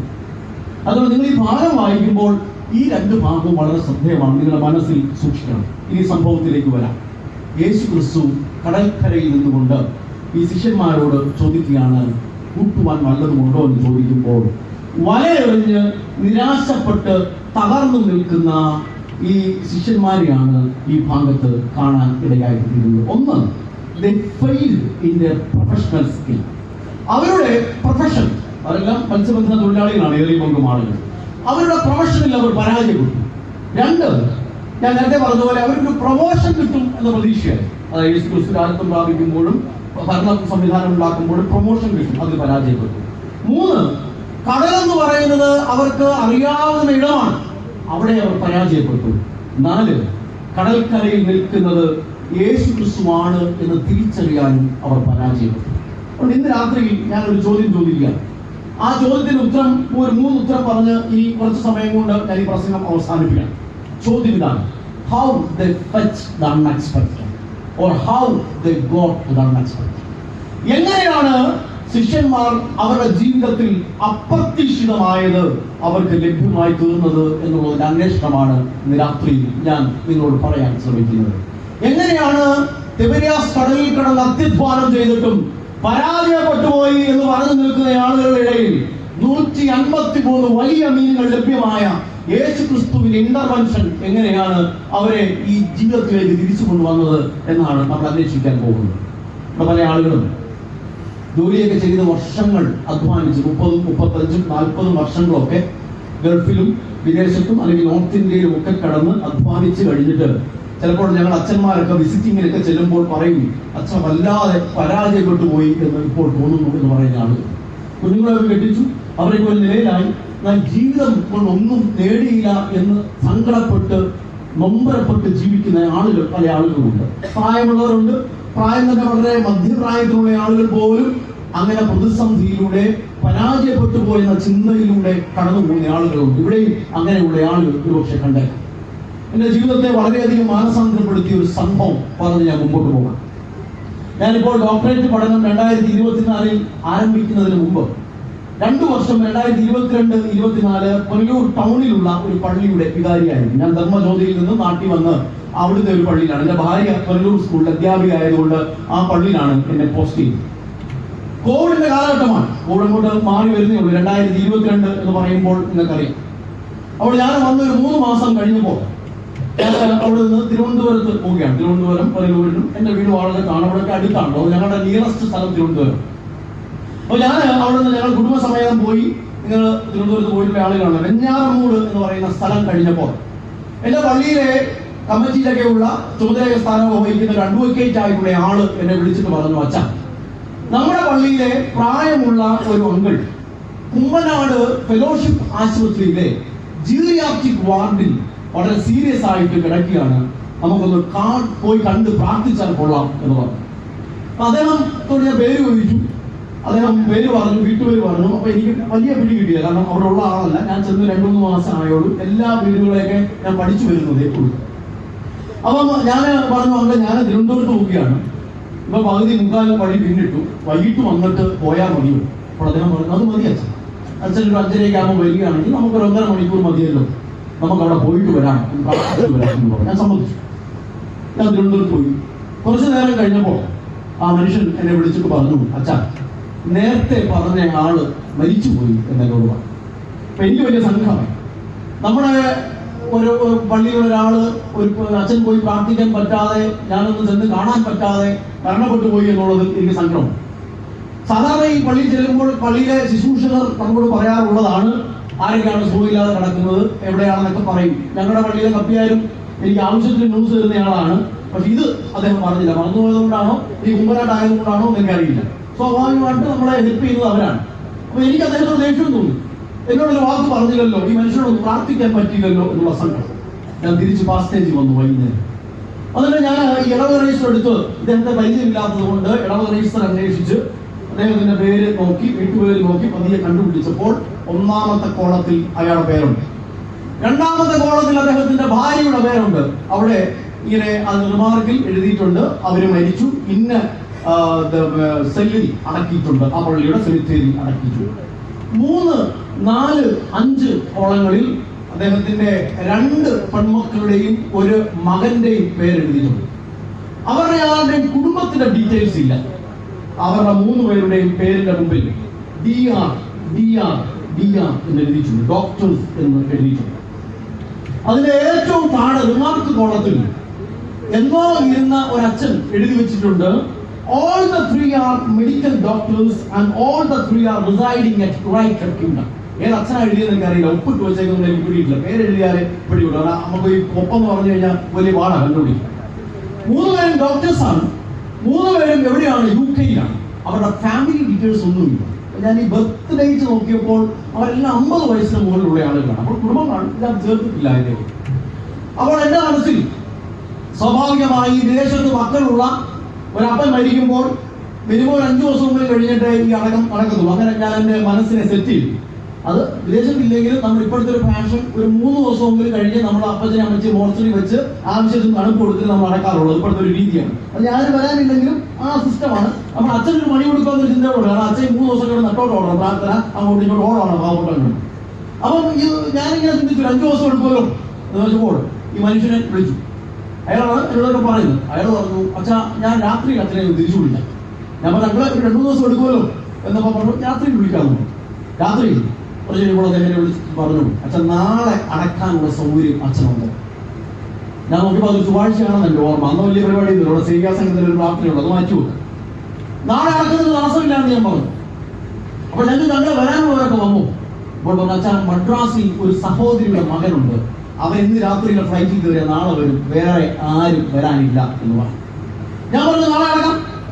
അപ്പോൾ 1-ാം ഭാഗം ശുശ്രൂഷ കുമ്പനാട് ആശുപത്രിയുടെ ചാപ്പലിൽ അവിടുത്തെ അച്ഛൻ ചെയ്യും. 2-3 അച്ഛൻ അവിടെ ചെയ്യണം. അങ്ങനെ പിറ്റേ ദിവസം 11 മണിയായപ്പോൾ ഈ മനുഷ്യന്റെ ശവശരീരം ഞാനിരുന്ന പള്ളിയിൽ കൊണ്ടുപോയി. വലിയ ആളൊന്നുമില്ല, കോവിഡ് ആയതുകൊണ്ട് എല്ലാവരും മാസ്ക് ഒക്കെ വെച്ച് നിൽക്കുകയാണ്. പഴയ ജനറേഷനേ ഉള്ളൂ, പുതിയ യോയോ ജനറേഷൻ ഒന്നും ഇല്ല. കാരണം അവർക്കൊന്നും പിള്ളേരെ ഈ ഇദ്ദേഹത്തെ അറിയില്ല, വലിയ കരയാനൊന്നും ആളില്ല. 2-ാം ഭാഗം നടത്തി. 3-ാം ഭാഗം അവിടുത്തെ സെമിത്തേരിയിലാണ്. സെമിത്തേരി നിങ്ങൾ കൊണ്ടുപോയിട്ട് ആളുകൾ തൂക്കുവാരം കണ്ടിട്ടുണ്ടെന്നാണ് ചിന്ത, അല്ലെങ്കിൽ അടുത്ത ടൂറിന് പോയി തൂക്കുവാരം കാണണം. തൂക്കുവാരം കഴിഞ്ഞിട്ട് പോയി ചിലപ്പോൾ കുന്ന് കയറി പോകാം, വണ്ടി കയറി പോകുന്നില്ല, ആംബുലൻസ് പോലും കയറി പോകുന്നു. ഞങ്ങൾ ഇങ്ങനെ പതിയെ ഈ മനുഷ്യൻ ഞാൻ പോലും ആദ്യം കയറി പോയാൽ അണച്ചു. അപ്പോൾ ഈ ഓരോ ബോഡി എടുത്തു വരുന്ന ആളുകളെല്ലാം ക്ഷീണിക്കും. ഞാൻ ആദ്യമേ കയറി ചെന്നു. സെല്ലിന്റെ മുമ്പിൽ ഒരു ബെഞ്ച് ഇട്ടിട്ടുണ്ട്. ഇച്ചിരി കഴിഞ്ഞപ്പോൾ ഈ മനുഷ്യന്റെ ബോഡി എടുത്തുകൊണ്ടുവന്ന ആളുകൾ വന്ന് സെല്ലിന്റെ മുമ്പിൽ ബെഞ്ചിൽ ഇങ്ങനെ വെച്ചു. അപ്പൊ ഞാൻ ഇച്ചിരി കഴിഞ്ഞിട്ടൊക്കെ ഒരു പാട്ടുണ്ട്, ഞങ്ങളുടെ ലിറ്ററേച്ചറിൽ ഒരു പാട്ടുണ്ട്, ഹാ എന്തു ഖേദം ഈ കാഴ്ച അതിദുഃഖം എന്ന് പറയുന്ന പാട്ട്. അപ്പൊ നമ്മളങ്ങോട്ട് ചെന്ന് അണപ്പൊക്കെ മാറിയാലേ അത് പാടാൻ പറ്റുള്ളൂ, കാരണം കൂടെ ഇതിലേക്ക് ക്ഷീണിച്ചിരിക്കുകയാണ്, കയറ്റം കയറി വന്നു. അപ്പൊ എല്ലാവരും വന്നു. ഞാൻ ചോദിച്ചു എല്ലാവരും വന്നോ? അവർ പറഞ്ഞു എല്ലാവരും വന്നു. 15 പേരൊക്കെ ഉള്ളൂ. അപ്പൊ ഞാൻ പാട്ട് പാടിയിട്ട് ഞങ്ങൾ മാർത്തോമ ലിറ്ററേച്ചറിൽ മണ്ണിടണം, മുഖം മൂടുന്നതിന് മുമ്പ് മണ്ണിടണം. അപ്പോൾ ഞങ്ങൾ മണ്ണിടുന്നതിന് മുമ്പ് മുഖം മൂടണം. അപ്പോൾ ഞാൻ അന്നേരമാണ് ആലോചിക്കുന്നത്, മുഖം മൂടുക എന്ന് പറയുന്നത് ഒരു പ്രശ്നമാണ്. മുഖം മൂടുന്നത് സാധാരണ ആരാണ്? മക്കളാണ്. അപ്പൊ അത്ര നേരം ഞാൻ എൻ്റെ മനസ്സിൽ അങ്ങനെ ഒരു ചിന്തയെ വന്നിട്ടില്ല. അപ്പൊ ഞാൻ പറഞ്ഞു മുഖം മൂടാം എന്ന് പറഞ്ഞു. ഒരു മനുഷ്യൻ അനങ്ങുന്നില്ല. അപ്പൊ കുറെ ഒരുത്തം വിളിച്ചു പറഞ്ഞു അച്ഛനങ്ങ് മൂടിക്കോളാൻ പറഞ്ഞു. എന്റെ അപ്പൻ എന്റെ 13-ാമത്തെ വയസ്സിൽ മരിച്ചു പോയതാണ്. അന്ന് എന്റെ അമ്മയുടെ മൂത്ത സഹോദരന്റെ കയ്യിൽ പിടിച്ചുകൊണ്ട് എന്റെ അപ്പന്റെ മുഖത്തേക്ക് വെള്ളത്തുണി വലിച്ചിടുന്നത് എന്റെ ഉള്ളിൽ മിന്നായം പോലെ ഇപ്പോൾ ഓർമ്മയുണ്ട്. 28 വർഷത്തിന് മുമ്പാണ്. ഞാൻ ഞെട്ടിപ്പോയി. അത് കഴിഞ്ഞിട്ട് ഇതുവരെ എന്റെ 16 വർഷത്തെ ശുശ്രൂഷയിൽ ഒരു മനുഷ്യന്റെ മുഖത്തേക്കും തുണി വലിച്ചിടാൻ എനിക്ക് പറ്റിയിട്ടില്ല, അതിന്റെ ആവശ്യം വന്നിട്ടില്ല. ഞാൻ കുറച്ചു നേരം ഞാൻ നമ്മുടെ സ്റ്റക്കാവുക എന്ന് പറയുമല്ലോ, കാരണം ഞാൻ നേരത്തെ ഇത് ഫ്രെയിം ചെയ്ത് വെക്കാത്തത് കൊണ്ട് അമ്മാളിച്ചു പോയി. ഞാൻ ഈ സഹോദരിയുടെ മകൻ തൊട്ടപ്പം നിൽക്കുകയാണ്, ഈ വശം നിൽക്കുകയാണ്, ഞാൻ ഈ വശം നിൽക്കുകയാണ്. അവിടെ പറഞ്ഞു ആ സൈഡിൽ പിടിക്കാൻ പറഞ്ഞു. മറു സൈഡിൽ ഞാൻ പിടിച്ചു. ഈ മനുഷ്യന്റെ മുഖത്തേക്ക് തുണി വലിച്ചിട്ടിട്ട് ഞാൻ തന്നെ പെട്ടിയിടക്കേക്ക് എന്റെ കൈ വെച്ച് തുണി കുത്തിക്കയറ്റി വെച്ചു. ഞാൻ തിരിച്ച് പാസ്റ്റേജ് വന്നു. പള്ളിയുടെ ഓഫീസ് റൂമിൽ ഇരിക്കുമ്പോൾ അവിടുത്തെ ട്രസ്റ്റി എന്നോട് ഒന്ന് ചോദിച്ചു, അച്ഛൻ അറിയാമോ ഈ കൊണ്ടുപോയി അടക്കിയ ആളാണ്? ഞാൻ പറഞ്ഞു എന്റെ പേരും വീട്ടുപേരും പറഞ്ഞല്ല. 1980കളുടെ അവസാനം 90കളുടെ ആദ്യം പുനലൂർ പട്ടണത്തിലൂടെ ബെൻസ് കാറിൽ രാജകീയമായി സഞ്ചരിച്ച് ജീവിച്ചിരുന്ന ഒരു മനുഷ്യനെയാണ് മുഖം മൂടാൻ ആളില്ലാതെ അച്ഛൻ കൊണ്ടുപോയി അടക്കിയത് എന്ന് അയാൾ പറഞ്ഞു. അയാൾ പറഞ്ഞു അന്ന് ദുബായിൽ ഒരു ബാങ്കിൽ വൈസ് പ്രസിഡന്റ് പദവിയിൽ ഉയർന്ന ഉദ്യോഗം ചെയ്തുകൊണ്ടിരുന്ന ഒരു മനുഷ്യൻ 3 കുഞ്ഞുങ്ങളെ പഠിപ്പിച്ചു, 3 പേരെ മെഡിക്കൽ ഡോക്ടേഴ്സ് ആക്കി വിദേശത്തേക്ക് പോയി. ഞാൻ ചോദിച്ചു, ആന്റി മരിച്ചപ്പോൾ ഇവർ വന്നോ? വന്നില്ല എന്ന് പറഞ്ഞു. എന്നെ കേൾക്കുന്ന പ്രിയപ്പെട്ട മാതാപിതാക്കളെ, നമ്മൾ വല്ലാതെ നേടി എന്ന് അഹങ്കരിക്കുമ്പോൾ, വല്ലാതെ കുഞ്ഞുങ്ങളെ വളർത്തി എന്ന് അഹങ്കരിക്കുമ്പോൾ, ജീവിതത്തിന്റെ ചില നിമിഷങ്ങളിൽ നമ്മൾ പരാജയപ്പെട്ടു പോകും. എന്നെ വല്ലാതെ മാനസാന്തരപ്പെടുത്തിയ അനുഭവം. അതുകൊണ്ട് ഇന്ന് രാത്രിയിൽ ചിലപ്പോൾ പരാജയപ്പെട്ടു പോയെന്ന ബോധ്യവും നിങ്ങളെ വെല്ലുവിളിക്കുന്നെങ്കിൽ, ശിഷ്യന്മാർ പരാജയപ്പെട്ടെടുത്തു നിന്നും എങ്ങനെയാണ് തിരിച്ചു വന്നത് എന്ന് അന്വേഷിക്കുകയാണ്. ഞാൻ ചോദ്യം ചോദിച്ചല്ലോ, how they got the unexpected. സമയം പോകുന്നതുകൊണ്ട് വേഗം പറഞ്ഞ് മുമ്പോട്ട് പോകണം. 5-ാമത്തെ വാക്യമാണ്. 5-ാമത്തെ വാക്യം ഇങ്ങനെയാണ്: കുഞ്ഞുങ്ങളെ കൂട്ടുവാൻ വല്ലതും ഉണ്ടോ എന്ന് ചോദിച്ചു. അപ്പോഴാണ് ഉത്തരം എന്തുവാ?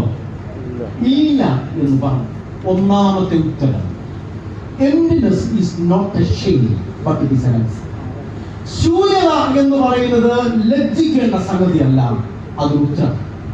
ഇവിടെ യേശുക്രിസ്തു ഇവരെ വിളിക്കുന്നത് ശിഷ്യന്മാരെ എന്നല്ല വിളിക്കുന്നത്, അല്ലെങ്കിൽ വേറെ എന്തെങ്കിലും ഇവരുടെ പേര് പറഞ്ഞൊന്നുമല്ല വിളിക്കുന്നത്, കുഞ്ഞുങ്ങളെ എന്ന വാക്ക് ഉപയോഗിച്ചാണ്.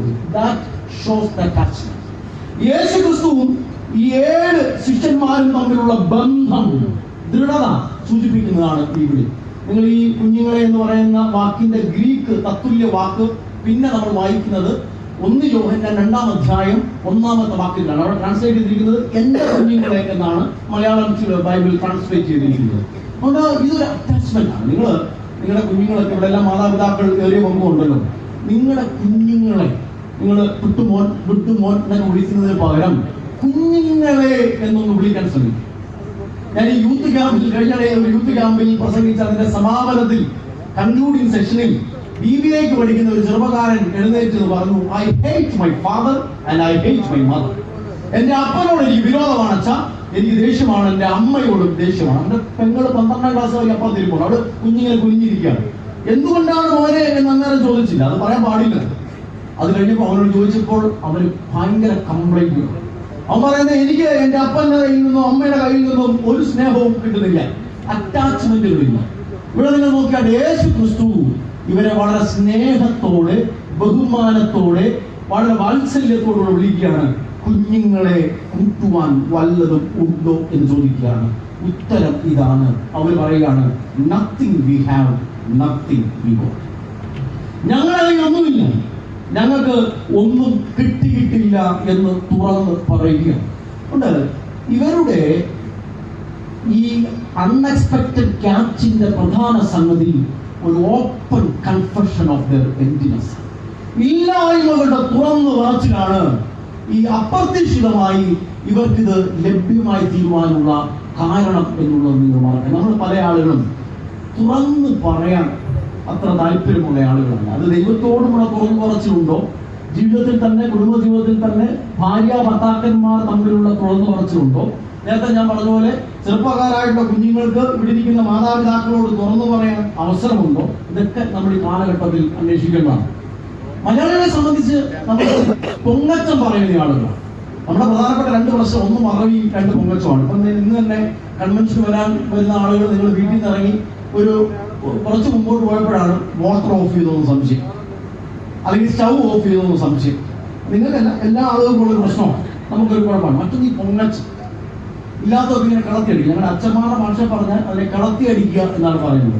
കാരണം ഒരു അച്ഛൻ വരുമ്പോൾ 1-ാം വർഷം ഭയങ്കരമായിട്ട് കളത്തിയാൽ നിർത്തും, 2-ാം വർഷം ആ കളത്തിലൊന്ന് താഴ്ത്തും, 3-ാം വർഷം കളത്തിൽ താഴെയിടും. അതാണ് ഒരു പ്രധാനപ്പെട്ട രീതി സാധാരണയായിട്ട് കണ്ടുകൊണ്ടിരിക്കുന്നത്. ഇനിയിപ്പം പള്ളിയിലാകുന്നത് പറയുന്നതിനകത്ത് വിഷയമില്ല. അപ്പം ഇവിടെ ഇരിക്കുന്ന ഈ പള്ളിയിരിക്കുന്ന അച്ഛന്മാർക്ക് പറയാൻ പറ്റുന്നില്ല. അപ്പം നമ്മളിങ്ങനെ പൊങ്ങി പറയുന്ന ആളുകളാണ്. അതുകൊണ്ടില്ലേ ഈ ഞങ്ങൾ കഴിഞ്ഞിടയ്ക്ക് ഞാൻ കുറച്ച് നാൾ മുമ്പ് വിസിറ്റിംഗ് ചെയ്ത ഒരു വീട്ടിൽ ഞാൻ ചോദിച്ചു, വീട്ടിൽ എത്ര കുഞ്ഞുങ്ങളുണ്ടെന്ന് അവിടുത്തെ ആന്റിയോട് ചോദിച്ചപ്പം പുള്ളിക്കാരി എന്നോട് പറഞ്ഞാൽ 5G 4G 3G 2G എന്ന വാക്കുകളാണ് പുള്ളിക്കാരി ചോദിച്ചത്. അത് പിള്ളേർക്ക് പറഞ്ഞത് 5G, അതാണ് നമ്മുടെ നാമിൽ ഇങ്ങനെ വന്നുകൊണ്ടിരിക്കുന്ന വാക്ക്. അപ്പം എന്നിട്ട് അവർ പറഞ്ഞു, അപ്പം ഞാനൊന്ന് വണ്ടറടിച്ചു. അപ്പൊ അവർ പറഞ്ഞു, അച്ഛാ 2 പ്രീപെയ്ഡും 1 പോസ്റ്റ് പെയ്ഡ്. പ്രീപെയ്ഡ് എന്ന് പറഞ്ഞാൽ ആൺപിള്ളേര്, പോസ്റ്റ് പെയ്ഡ് എന്ന് പറഞ്ഞാൽ പെൺപിള്ളേർ. പ്രീപെയ്ഡ് ശ്രീധരം പിന്നെ എവിടെ കണ്ടുവച്ചിട്ടുണ്ട്, ഇനി കിട്ടും. പോസ്റ്റ് പെയ്ഡ് കല്യാണം കഴിയുമ്പോൾ ബില്ലടിച്ചു വിടും, കൊടുക്കണമെന്നുള്ളത്. അപ്പൊ നമ്മൾ ഈ വീട്ടിൽ വിസിറ്റ് ചെയ്യുമ്പോൾ നമ്മുടെ അങ്കിളുമാർ ബിഫോർ വീട്ടിൽ കാണുന്നത്.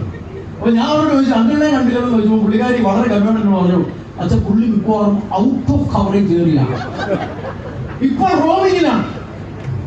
വൈകുന്നേരം വൈബ്രേറ്റിംഗ് മോഡിൽ തിരിച്ചു വരും. നമ്മുടെ കടുവ അടിച്ചിട്ട് തിരിച്ചു വരുമെന്നാണ് പുള്ളിക്കാരി ഉദ്ദേശിച്ചത്. വൈബ്രേറ്റിംഗ് ആരി വരും. അപ്പൊ പുള്ളിക്കാരി പറഞ്ഞു, വന്നു കഴിയുമ്പോൾ ഞാനൊരു കൊട്ടു കൊടുക്കും, പുള്ളി സ്ലീപ്പിംഗ് മോഡിലോ ഫ്ലൈറ്റ് മോഡിലോ സൈലന്റ് മോഡിലോ ആകും. പച്ച മലയാളത്തിൽ പറഞ്ഞ അമ്മാമ്മയുടെ അടിയോട് അച്ഛൻ താഴെ വീഴും എന്നാണ് പച്ച മലയാളത്തിലെ അർത്ഥം. അത് പറയാൻ ഉപയോഗിച്ച ഭാഷ ശ്രദ്ധിക്കുക. നമ്മൾ പൊങ്ങച്ചം കൊണ്ട് ജീവിക്കുന്ന ആളുകളാണ്. നമ്മൾ തുറന്നു പറച്ചിലും ഹൃദയം തുറന്ന പങ്കുവയ്ക്കലുമില്ല ഈ കാലഘട്ടത്തിൽ. എന്തുകൊണ്ടാണ് കുടുംബ ബന്ധങ്ങളിൽ പ്രതിസന്ധി ഉണ്ടാകുന്നത്? തുറന്നു പറയാൻ ഇടമില്ല എന്നുള്ളത് കൊണ്ടാണ്.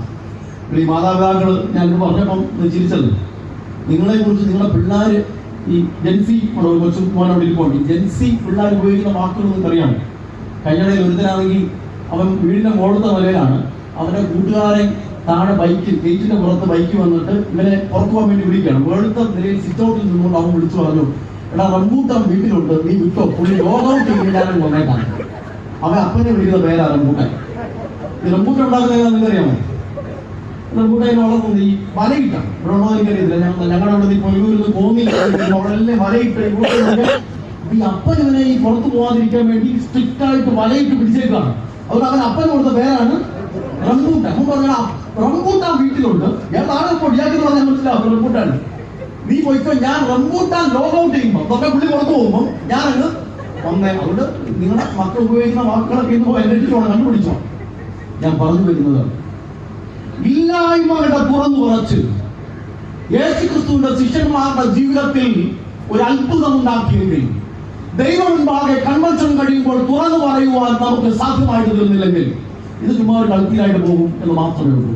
എന്നെ കേൾക്കുന്ന പ്രിയപ്പെട്ട മാതാപിതാക്കളെ, സഹോദരങ്ങളെ, ഒന്നാമത്തെ പോയിന്റ് ഞാൻ പറഞ്ഞ് അവസാനിപ്പിക്കുകയാണ്. നിങ്ങൾ ശ്രദ്ധിച്ചു കേട്ടോണം. Emptiness is not an end, but it is an alternative for Jesus Christ to work in your life. ദൈവത്തിൽ സ്തോത്രം. ശൂന്യത എന്ന് പറയുന്നത് ഒന്നിന്റെ അവസാനമല്ല. ശൂന്യത എന്ന് പറയുന്നത് യേശു ക്രിസ്തുവിന് എന്റെയും നിന്റെയും ജീവിതത്തിൽ പ്രവർത്തിക്കുവാനായിട്ടുള്ള ഒരു ഇടമാണ്, ഒരവസരമാണ്, ബദലാണ് എന്നുള്ളത് മറക്കരുത്. ജോസിച്ചാൻ സ്വാഗതം പറഞ്ഞപ്പം ജോസിച്ചാൻ ഡയറക്ടർ നോക്കി കണ്ടുപിടിച്ചായിരിക്കും 2010 ജൂലൈ മാസം 17 ഞാൻ ഷമ്മാശനായി എന്ന് ജോസിച്ചാൻ പറഞ്ഞു. ആ ഡേറ്റ് കേട്ടപ്പോൾ എന്റെ ചങ്കിലൊരു വല്ലാതെ ഒരു വെള്ളിടി വെച്ചു.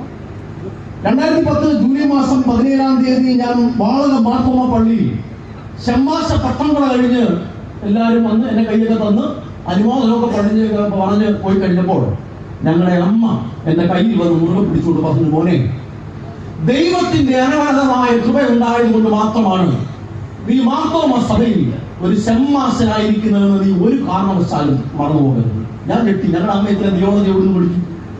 അപ്പോൾ അമ്മ പറഞ്ഞു, മോനെ, നിന്നെയും നിന്റെ സഹോദരിയും നമ്മൾ 3 പേരും പല രാത്രികളിലും ഞാൻ ആത്മഹത്യ ചെയ്യാൻ തീരുമാനിച്ചുറപ്പിച്ചതായിരുന്നു. സാമ്പത്തിക പ്രതിസന്ധി കൊണ്ടാണ്. എന്നാൽ ഞാൻ നടത്തിയ ആത്മഹത്യ അറ്റംപ്റ്റുകളെല്ലാം പരാജയപ്പെട്ടു പോയതുകൊണ്ടാണ് നീ സഭയിൽ ഇപ്പോൾ ഒരു ഷമ്മാശനായിരിക്കുന്നതെന്ന് നീ ഒരു കാരണവശാലും മറന്നു പോകരുത്. അതുകൊണ്ടാണ് ഞാൻ പറഞ്ഞത്, emptiness is not an end, but it is an alternative for Jesus Christ to work in your life. Praise the Lord. ഞാൻ വാളതൊക്കെയാണ് ആളുകൾ കൈ ഉയർത്തി 100 സ്തോത്രം പറഞ്ഞത്. നിങ്ങൾ 105 വർഷമൊക്കെ പറയുന്നു എന്ന് മാത്രമേ ഉള്ളൂ. ദൈവത്തിന് സ്തോത്രം. അതുകൊണ്ട് ഈ പ്രസംഗം കേൾക്കുന്ന പ്രിയപ്പെട്ട വിശ്വാസ സമൂഹം, കുറഞ്ഞുപോയി, തകർന്നുപോയി, പരാജയപ്പെട്ടു പോയി, ശൂന്യതയാണ് എന്ന് വിചാരിച്ച് വേദനയോടെ ഈ കൂട്ടായ്മയിലുണ്ടെങ്കിൽ അത് കർത്താവിന് ബദ്ധനാണ് എന്നുള്ളത് നിങ്ങൾ മറക്കരുത്. മുമ്പോട്ട് പോകട്ടെ. 2, they gave the control of their net and bought to Jesus Christ. അവര് യേശു ക്രിസ്തുവിന്റെ കയ്യിൽ അവരുടെ വള്ളത്തിന്റെയും വലയുടെയും കൺട്രോൾ. അവിടെ വന്നിട്ട് ഈ കടൽക്കരയിൽ നിൽക്കുന്നത് ക്രിസ്തു ആണ് എന്നവർ തിരിച്ചറിയുന്നില്ല. നിങ്ങൾ ഞാൻ ഓർക്കണം, കുറച്ചുകൂടെ കഴിഞ്ഞിട്ടാണ് ക്രിസ്തു ആണെന്ന് തിരിച്ചറിയുന്നത്. പറയുകയാണ്, മാറ്റിയെറിയാൻ പറയുകയാണ്, ഇടത്തു നിന്നും വലത്തേക്ക് മാറ്റിയെറിയാൻ പറയുക. ഗലീല കടലിൽ അന്ന് ഉപയോഗിച്ചിരിക്കുന്ന വല എന്ന് പറയുന്നത് സർക്കുലർ നെറ്റുകളാണ്. 15 അടി മുതൽ 25 അടി വരെ വ്യാസമുള്ള സർക്കുലർ നെറ്റുകളാണ് ഉപയോഗിച്ചുകൊണ്ടിരുന്നത്. അതുകൊണ്ട് ഈ ഇടത്തുനിന്ന് വലത്തേക്ക് മാറ്റി എറിയുക എന്ന് പറയുന്നത് അത്ര എളുപ്പമല്ല. നിങ്ങൾ ലൂക്കോസ് 5 വായിക്കുമ്പോൾ കുറച്ചുകൂടെ വ്യക്തമാണ് ആ ഭാഗം. അത് ഞാനിപ്പോൾ പറയുന്നില്ല, സമയമില്ലാത്തതുകൊണ്ട്. അതുകൊണ്ട് വല മാറ്റി എറിയുക എന്ന് പറയുന്നത്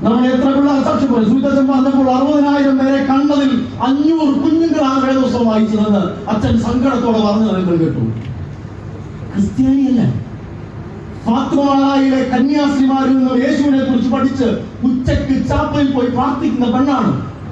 അവൾ പറയുകയാണ്, after my tiresome work each and every night I feel the touch of Jesus Christ എന്ന് അവൾ പറയുകയാണ്. ദൈവത്തിന് സ്തോത്രം. Hallelujah. Give the control of your net and walk with Jesus Christ. മുമ്പോട്ട് പോകട്ടെ, സമയം അതിക്രമിക്കുകയാണ്.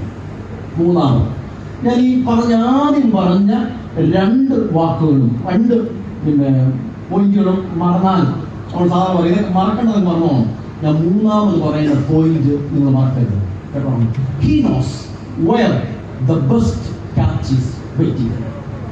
അവനറിയാം എനിക്കും നിനക്കും പറ്റിയ പെരുത്ത മീൻകൂട്ടം കടലിന്റെ അഗാധതയിൽ ഒളിഞ്ഞു കിടക്കുന്നത് എവിടെയാണെന്ന് ലോകത്ത് അറിയാവുന്ന ഒരാളേ ഉള്ളൂ. അത് കർത്താവായ യേശു ക്രിസ്തുവാണ്. ദൈവത്തിന് സ്തോത്രം. ഇവിടെ ശിഷ്യന്മാർ കിടന്ന് അധ്വാനിച്ചു. യോഹന്നാന്റെ സുവിശേഷം 15-ാം അധ്യായത്തിന്റെ 5-ാമത്തെ വാക്യം വായിക്കുമ്പോൾ അവിടെ വായിക്കുന്ന എങ്ങനെയാണ്?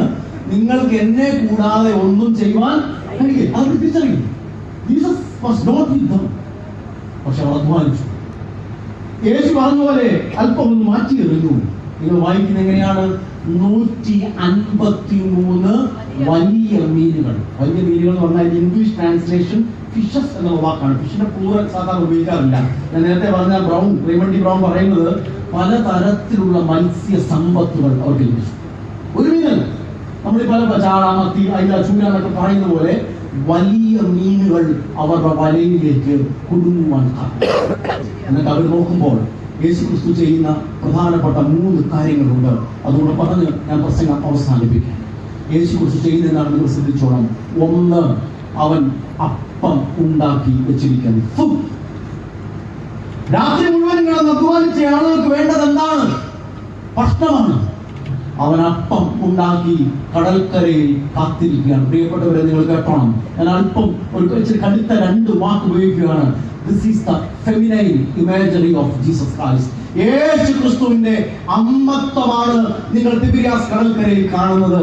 2 കൈയും വിരിച്ച് അവൻ അപ്പം ഉണ്ടാക്കി കാത്തിരിക്കുകയാണ്. നമ്മുടെ കുഞ്ഞുങ്ങളൊക്കെ സ്കൂളിൽ പോയിട്ട് വന്നാൽ ആദ്യം ബാഗ് കളഞ്ഞിട്ട് ഓടി വന്ന് അടുത്ത് അമ്മയോടാ ചോദിക്കുന്നത്, അമ്മയെ കഴിക്കാൻ എന്താണ് ഉള്ളത്? ഉള്ളിരിക്കുന്ന അമ്മമാരായിട്ടുള്ള സ്ത്രീകളായിട്ടുള്ള പ്രിയപ്പെട്ടവർ പലരും പറയും, ഞങ്ങളെ ഒരു സ്ത്രീയായിട്ട് ഇങ്ങനെ സൃഷ്ടിച്ചല്ലോ എന്ന് ചിന്തിച്ച് സങ്കടപ്പെടുന്ന ആളുകൾ ദൈവത്തിന് സ്തോത്രം ചെയ്യണം. You see the feminine imagery of Jesus Christ. Yesu ക്രിസ്തുവിന്റെ അമ്മത്വമാണ് അപ്പം ഉണ്ടാക്കി കാത്തിരിക്കുന്നത് എന്ന് പറയുമ്പോൾ യോഹന്നാനിലെ ഒരു പ്രധാന സംഗതിയാണ് യോഹന്നാൻ ഇൻവിറ്റേഷൻ എന്ന് പറയും. അത് യോഹന്നാന്റെ ക്ഷണമാണ്. Come and dine, come and see. വന്ന് കാണുന്നു, വന്ന് ഭക്ഷണം കഴിക്കുക എന്ന് പറയുന്ന അനുഭവം ഇവിടെ അപ്പം ഉണ്ടാക്കി വിളിക്കുകയാണ്. കുഞ്ഞുങ്ങളെ വന്ന് പ്രാതൽ കൂട്ടുവാൻ വല്ലതുമുണ്ടോ എന്ന് ചോദിച്ചെടുത്ത് നിന്നും കഴിക്കാൻ ഉണ്ടാക്കി വെക്കുന്നതിലേക്കാണ് യേശു ക്രിസ്തുവിന്റെ അത്ഭുതങ്ങൾ ഇവിടെ നടക്കുന്നത്. ഒന്നുമില്ല എന്ന് പറഞ്ഞെടുത്ത് നിന്നും എന്തെങ്കിലും കഴിക്കാനുണ്ട് എന്ന് പറഞ്ഞതിലേക്ക് റിവേഴ്സ് ആണ് ഇവിടെ നമുക്ക് കാണാൻ ഇടയായിട്ട് തീരുന്നത്. 2, ഫയർ.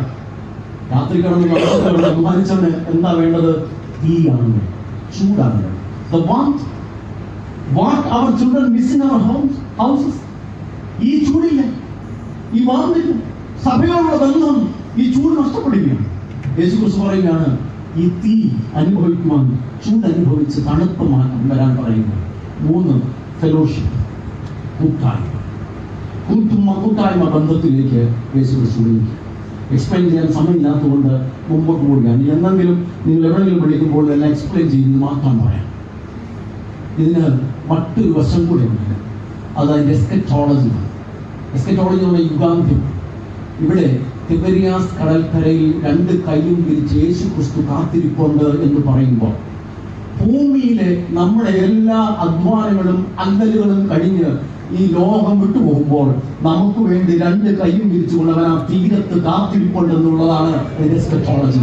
നമ്മൾ സാധാരണ പാടുമല്ലോ, വേഗം നാം ചേർന്നിടും ഭംഗിയേറിയ ആ തീരത്ത് നിന്ന്. മരണസമയങ്ങളിൽ നമ്മൾ പാടാറുണ്ട്, തീരമെന്ന് പറയുന്നത് അക്കരെ നാടാണ്. അവിടെ രണ്ട് കൈയും വിരിച്ചുകൊണ്ട് ഭൂമിയിലെ നമ്മുടെ അല്ലലുകളെല്ലാം മാറ്റിയിട്ട് നമ്മൾ തിരിച്ചു ചെല്ലുമ്പോൾ അവൻ രണ്ട് കൈയും വിരിച്ചുകൊണ്ട് കാത്തിരിക്കുന്നുണ്ട് എന്നുള്ളത് മറക്കരുത്. ഒരു ശോഭയേറും നാടൊന്നും ഉണ്ടത് എന്ന പാട്ടൊക്കെ പാടുമ്പോൾ അതിന്റെ ഗൗരവത്തോടുകൂടെ പാടണം.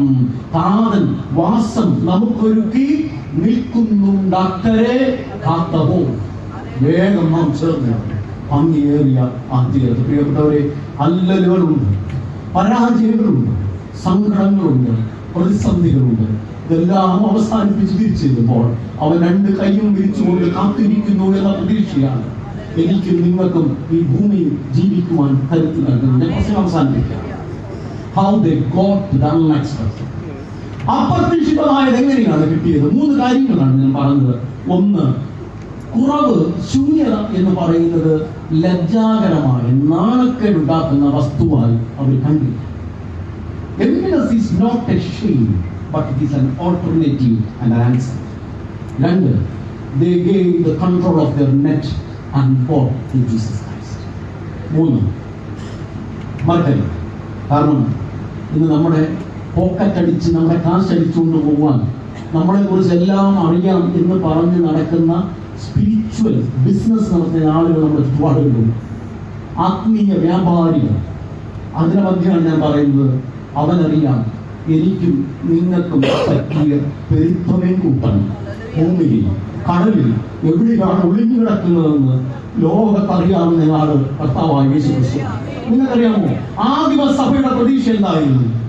ആദിമസഭയ്ക്ക് ഈ പറയുന്ന പോലെ കൺവെൻഷൻ കൂട്ടായ്മയുണ്ടെന്നോ അല്ലെങ്കിൽ ബാങ്കിൽ പൈസ കിടപ്പുണ്ടോ, കെട്ടിടമുണ്ട്, വാടക കിട്ടും, പള്ളിയുണ്ട് എന്നല്ല അവരുടെ പ്രതീക്ഷ. അവരുടെ സംഘടനകളുടെ മധ്യേ അവരുടെ ആകെ പ്രതീക്ഷ അറിയാമോ? കൊരിന്ത്യർക്ക് എഴുതിയ 1 ലേഖനം 16 അധ്യായം 22 വാക്യമാണ്, മാറാൻ അഥാ നമ്മുടെ കർത്താവ് വേഗം വരും. ആമേൻ, പ്രൈസ് ദി ലോർഡ്. പത്രോസ് എഴുതിയ ലേഖനത്തിൽ 1 ലേഖനം 5 അധ്യായത്തിൽ പത്രോസ് പറയുകയാണ്, ഉണർന്നിരിപ്പിൻ, നിർമ്മതരായിരിപ്പിൻ, അവൻ നമുക്കായി കരുതുന്നവനാകിയാൽ നമ്മുടെ സകല ചിന്താകുലവും അവനെ ഈ ധൈര്യത്തോടുകൂടെ തിരിച്ചു. എനിക്ക് 2 കുഞ്ഞുങ്ങൾ, മൂത്ത മോൻ, രണ്ടാമത്തെ മോളാണ്. രണ്ടാമത്തെ മോളുടെ പേര് കാരിസ് എന്നാണ്. അവർക്ക് 9 വയസ്സുണ്ട്. 2025 ഡിസംബർ 5 ആയപ്പോൾ അവർക്ക് 9 വയസ്സ് പൂർത്തി. 2016 ഡിസംബർ മാസം 5-ാം തീയതിയാണ് അവളെ സിസേറിയൻ വഴി പുറത്തെടുക്കുന്നത്. അന്ന് ഞാൻ പല്ലൂരിനടുത്തുള്ള ഒരു പള്ളിയിൽ ആണ് ശുശ്രൂഷ ചെയ്യുന്നത്. 2016 എന്റെ ഭാര്യ പ്രഗ്നന്റ് ആയിരിക്കുമ്പോൾ സ്കാനിങ്ങിന് വേണ്ടി കൊല്ലൂർ ടൗണിലുള്ള ഒരു ആശുപത്രിയിൽ പോയി. 4 മാസം പ്രഗ്നന്റ് ആണ്.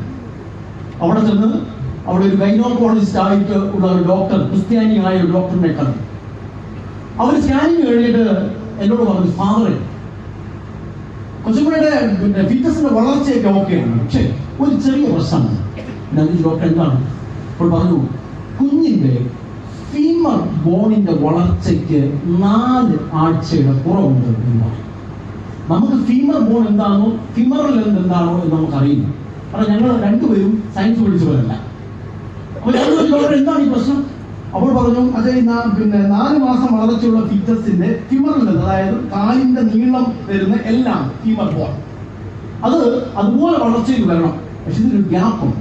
ഞാൻ ചോദിച്ചു, മരുന്ന് വല്ലതും കൊടുക്കാൻ പറ്റുമോ? അവർ പറഞ്ഞു, പകരം മരുന്നൊന്നുമില്ല, നമുക്ക് പ്രാർത്ഥന, വിശ്വാസിയാണ്, നമുക്ക് പ്രാർത്ഥിക്കാം. ചില കേസസ് റിക്കവറായി വന്നിട്ടുണ്ട്. ഫാദർ ധൈര്യമായിട്ട് പോകാൻ പറഞ്ഞു. ഞങ്ങൾക്ക് ടെൻഷൻ.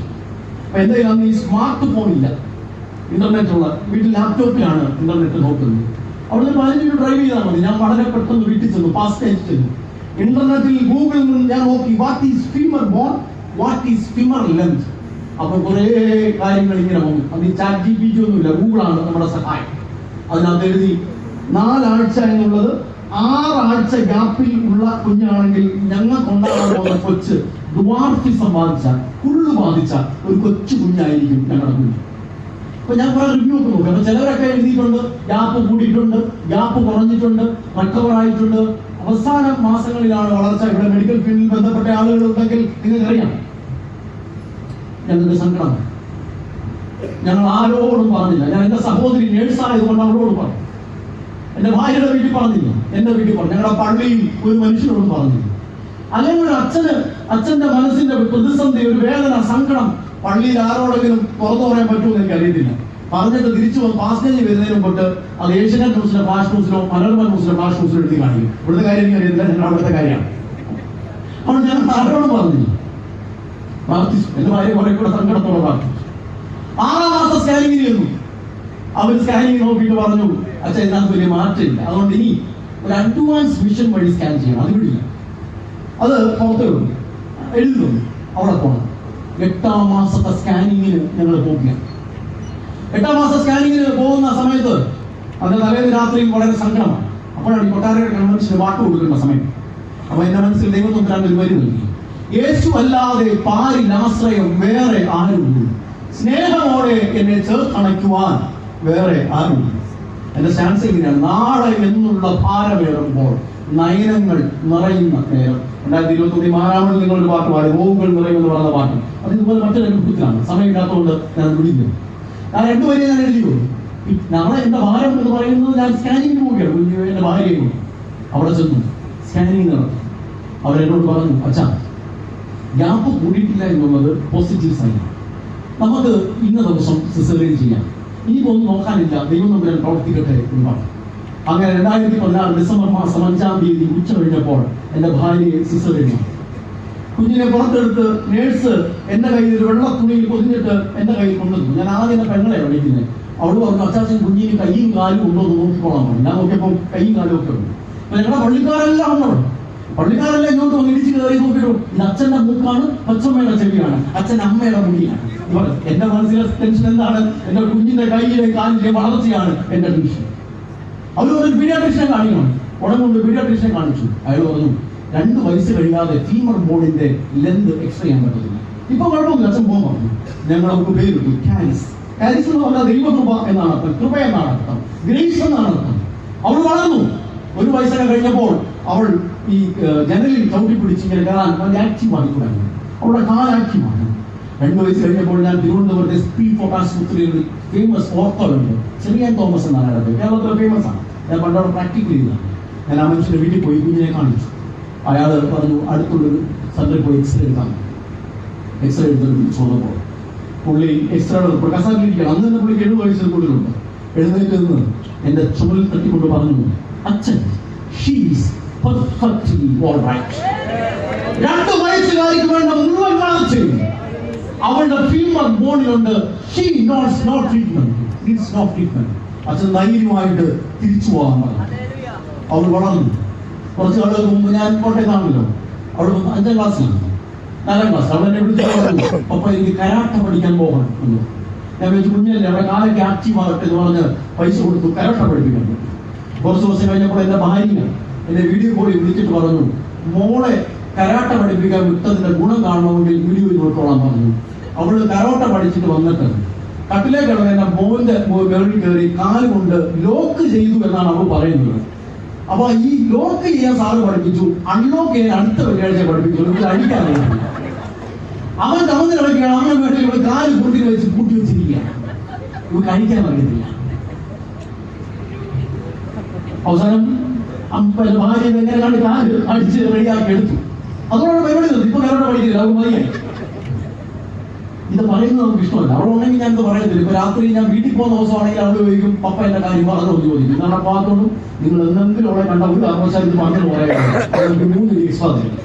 ഞാൻ പറയട്ടെ, ഞാൻ മനസ്സിൽ പറയും, മോളെ പപ്പ എങ്ങനെ നിന്റെ കാര്യം പറയാതിരിക്കും? ഇന്നത്തെ പ്രസംഗത്തിൽ നിന്നെ കൊണ്ട്, നീളം പറഞ്ഞൊരു കുഞ്ഞിനെ കൊണ്ട് സമൂഹത്തിൽ എങ്ങനെ ഇറങ്ങി നടക്കും എന്ന് നീയും ഞാനും നിന്റെ അമ്മയും സങ്കടപ്പെട്ടിരുന്ന നിമിഷങ്ങൾ 2014 ഉണ്ടായിരുന്നു. അവിടുന്ന് നിന്നെ കൈ പിടിച്ചുകൊണ്ട് ഇറങ്ങിപ്പോകുവാനുള്ള ബലവും കരുത്തും ദൈവം തമ്പുരാൻ നൽകിയെങ്കിൽ അത് പറയാതിരിക്കാൻ എനിക്ക് എങ്ങനെ സാധ്യമായിട്ട് തീരുന്നു? എന്നെ കേൾക്കുന്ന പ്രിയപ്പെട്ട മാതാപിതാക്കളെ, അതുകൊണ്ടാണ് ഞാൻ അവസാനം പറഞ്ഞത്, he knows where the best ticket is waiting. രാത്രി ഈ പ്രസംഗം കേട്ടിട്ട് തിരിച്ചു പോകുന്നതാണ്. ദൈവകൃപയോടുകൂടി പരാജയപ്പെട്ടു പോയി എന്നൊരു ചിന്തയുണ്ടാക്കി, കുഞ്ഞുങ്ങളെ നോക്കുന്നില്ല എന്ന സങ്കടമുണ്ടാക്കി, വല്ലാതെ അഭിമാനിച്ചു വെച്ചാൽ ഇപ്പോഴും ശൂന്യമാണ് എന്നുള്ള പ്രതിസന്ധി ഉണ്ടെങ്കിൽ ദൈവത്തിന്റെ സന്നിധിയിൽ അവൻ തിബരിയാസ് കടലിൽ രണ്ട് കൈയും വിരിച്ചുകൊണ്ട് കടൽക്കരയിൽ നമുക്കായി കാത്തിരിപ്പുണ്ടെന്ന പ്രതീക്ഷയോടുകൂടി തിരിച്ചു പോകുവാൻ ഇടയായിട്ട് ഹല്ലേലൂയ. ദൈവത്തിന് സ്തോത്രം. Price the Lord. കണ്ണുകളടച്ചാട്ട് നിങ്ങൾ ഇരിക്കുന്ന ഇടങ്ങളിൽ ഇരുന്നുകൊണ്ട് ഞാൻ കുറച്ച് നിമിഷം എടുത്ത് പ്രാർത്ഥിച്ച് അവസാനിപ്പിക്കുക. Price the Lord. ആരെങ്കിലും ഇവിടെ നിരാശയോടെ പരാജയത്തോടെ കടന്നു പോകുന്ന ആരെങ്കിലും ഉണ്ടെങ്കിൽ ഇത് നിങ്ങൾ മറക്കരുത്. അവനറിയാം എനിക്കും നിനക്കും പറ്റിയ പെരുത്തമ്മയും കൂടി എവിടെയാണെന്ന്. ലോകത്തറിയാവുന്ന ഒരാൾ നമ്മുടെ കർത്താവായ യേശു ക്രിസ്തുവാണ്. അവൻ വേഗം വരുന്നവനാണ്, വീണ്ടും വരുന്നവനാണ്. Praise the lord. ഹല്ലേലൂയ. എന്നോട് കരുണ തോന്നണമേ എന്ന് നമുക്ക് പ്രാർത്ഥിക്കാം. ഒരുപക്ഷെ നിങ്ങളുടെ കണ്ണിൽ നിന്ന് കണ്ണുനീർ ധാരധാരയായി ഒഴുകിയെന്ന് തോന്നിക്കാം. ഒരു ലജ്ജയും കൂടാതെ പ്രാർത്ഥിച്ചാട്ടെ. 2016 വല്ലാതെ ജീവിതത്തിൽ പരാജയപ്പെട്ടു പോയ ആളാണ് ഞാൻ. 1996 എൻ്റെ അപ്പൻ മരിക്കുമ്പോൾ വല്ലാതെ ജീവിതത്തിൽ പരാജയപ്പെട്ടു പോയ ആളാണ് ഞാൻ. ഇന്ന് രാത്രിയിൽ നിങ്ങളോട് ദൈവവചനം പങ്കുവയ്ക്കുമ്പോൾ അവൻ എന്നെ വല്ലാതെ ആഴക്കടലിൽ സ്പർശിച്ചത് കൊണ്ട് മാത്രമാണ് ഞാൻ നിങ്ങളുടെ മുമ്പിൽ നിൽക്കുന്നത്. Price the lord. ഹല്ലേലൂയ. ഞാൻ പ്രാർത്ഥിക്കുന്നു പ്രിയപ്പെട്ടു. ഹല്ലേലൂയ, ജയം ഹല്ലേലൂയ, യേശു കർത്താവ് ജീവിക്കുന്നു. ഉറപ്പുള്ള ആളുകൾ പാടിയാട്ടെ. എല്ലാ ആളുകളും ജയം ഹല്ലേലൂയ, യേശു കർത്താവ് ജീവിക്കുന്നു. ഞങ്ങളുടെ ദൈവമേ സ്തുതി കർത്താവ്. ഈ രാത്രിയിൽ ഞങ്ങളുടെ ഹൃദയങ്ങളിൽ വ്യാപരിച്ച ദൈവകൃപയ്ക്കായിട്ട് സ്തോത്രം. നീ തന്നതല്ലാതെ ഞങ്ങൾക്ക് പറയാൻ ഒന്നുമില്ല. നിന്റെ കൃപയല്ലാതെ ഞങ്ങൾക്ക് പുകഴുവാൻ ഒന്നുമില്ല. വല്ലാതെ പരാജയപ്പെട്ടു പോയ ജീവിത സാഹചര്യങ്ങളുണ്ട്, വല്ലാതെ തകർന്നു പോയ ജീവിത സാഹചര്യങ്ങളുണ്ട്. അവിടുന്ന് നടത്തിയ കൃപകൾക്കായിട്ട് സ്തോത്രം. തിബരിയാസ് കടലിന്റെ കരയിൽ രണ്ട് കൈയും വിരിച്ച് നീ കാത്തു നിന്നതുപോലെ ഞങ്ങൾ നിന്റെ മാറത്തണയാൻ കാത്തിരിക്കുകയാണ്. ഞങ്ങളെ കൈവിടരുതേ, ഞങ്ങൾ ഉപേക്ഷിക്കരുത്. രാത്രിയിൽ കേൾപ്പിച്ച വചനത്തിനായിട്ട് സ്തോത്രം. എൻ്റെ കൃപയനുഭവിപ്പാൻ സഹായിക്കണം. ഞങ്ങളുടെ പ്രിയാച്ചന്മാരെ ബലപ്പെടുത്തണമേ, വിശ്വാസ സമൂഹത്തെ ശക്തീകരിക്കണം. പ്രാർത്ഥന കേൾക്കുന്നതിനായിട്ട് സ്തോത്രം. സകലം യേശു ക്രിസ്തുവിന്റെ നാമത്തിൽ തന്നെ ആമേൻ. സ്വർഗ്ഗസ്ഥനായ ഞങ്ങളുടെ പിതാവേ,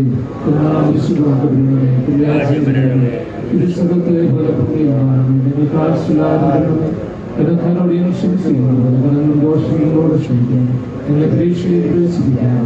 കൃഷ്ണങ്ങളെ രക്ഷിക്കണം. ഞങ്ങളുടെ നാരാജ്യശക്തിയെ മാത്രം പിതാവും പുത്രനും പരിശുദ്ധ റുഹായുമായ പ്രിയ ദൈവത്തിന്റെ കൃപകളും അനുഗ്രഹങ്ങളും വാഴുകളും പ്രിയരെ നമ്മോടും നാം കേട്ട വചനത്തോടും നമ്മുടെ അനുദിന ജീവിതത്തോടും കൂടെ ഇപ്പോഴും എപ്പോഴും എന്നേക്കും ഉണ്ടായിരിക്കുമാറാകട്ടെ. ആമേൻ.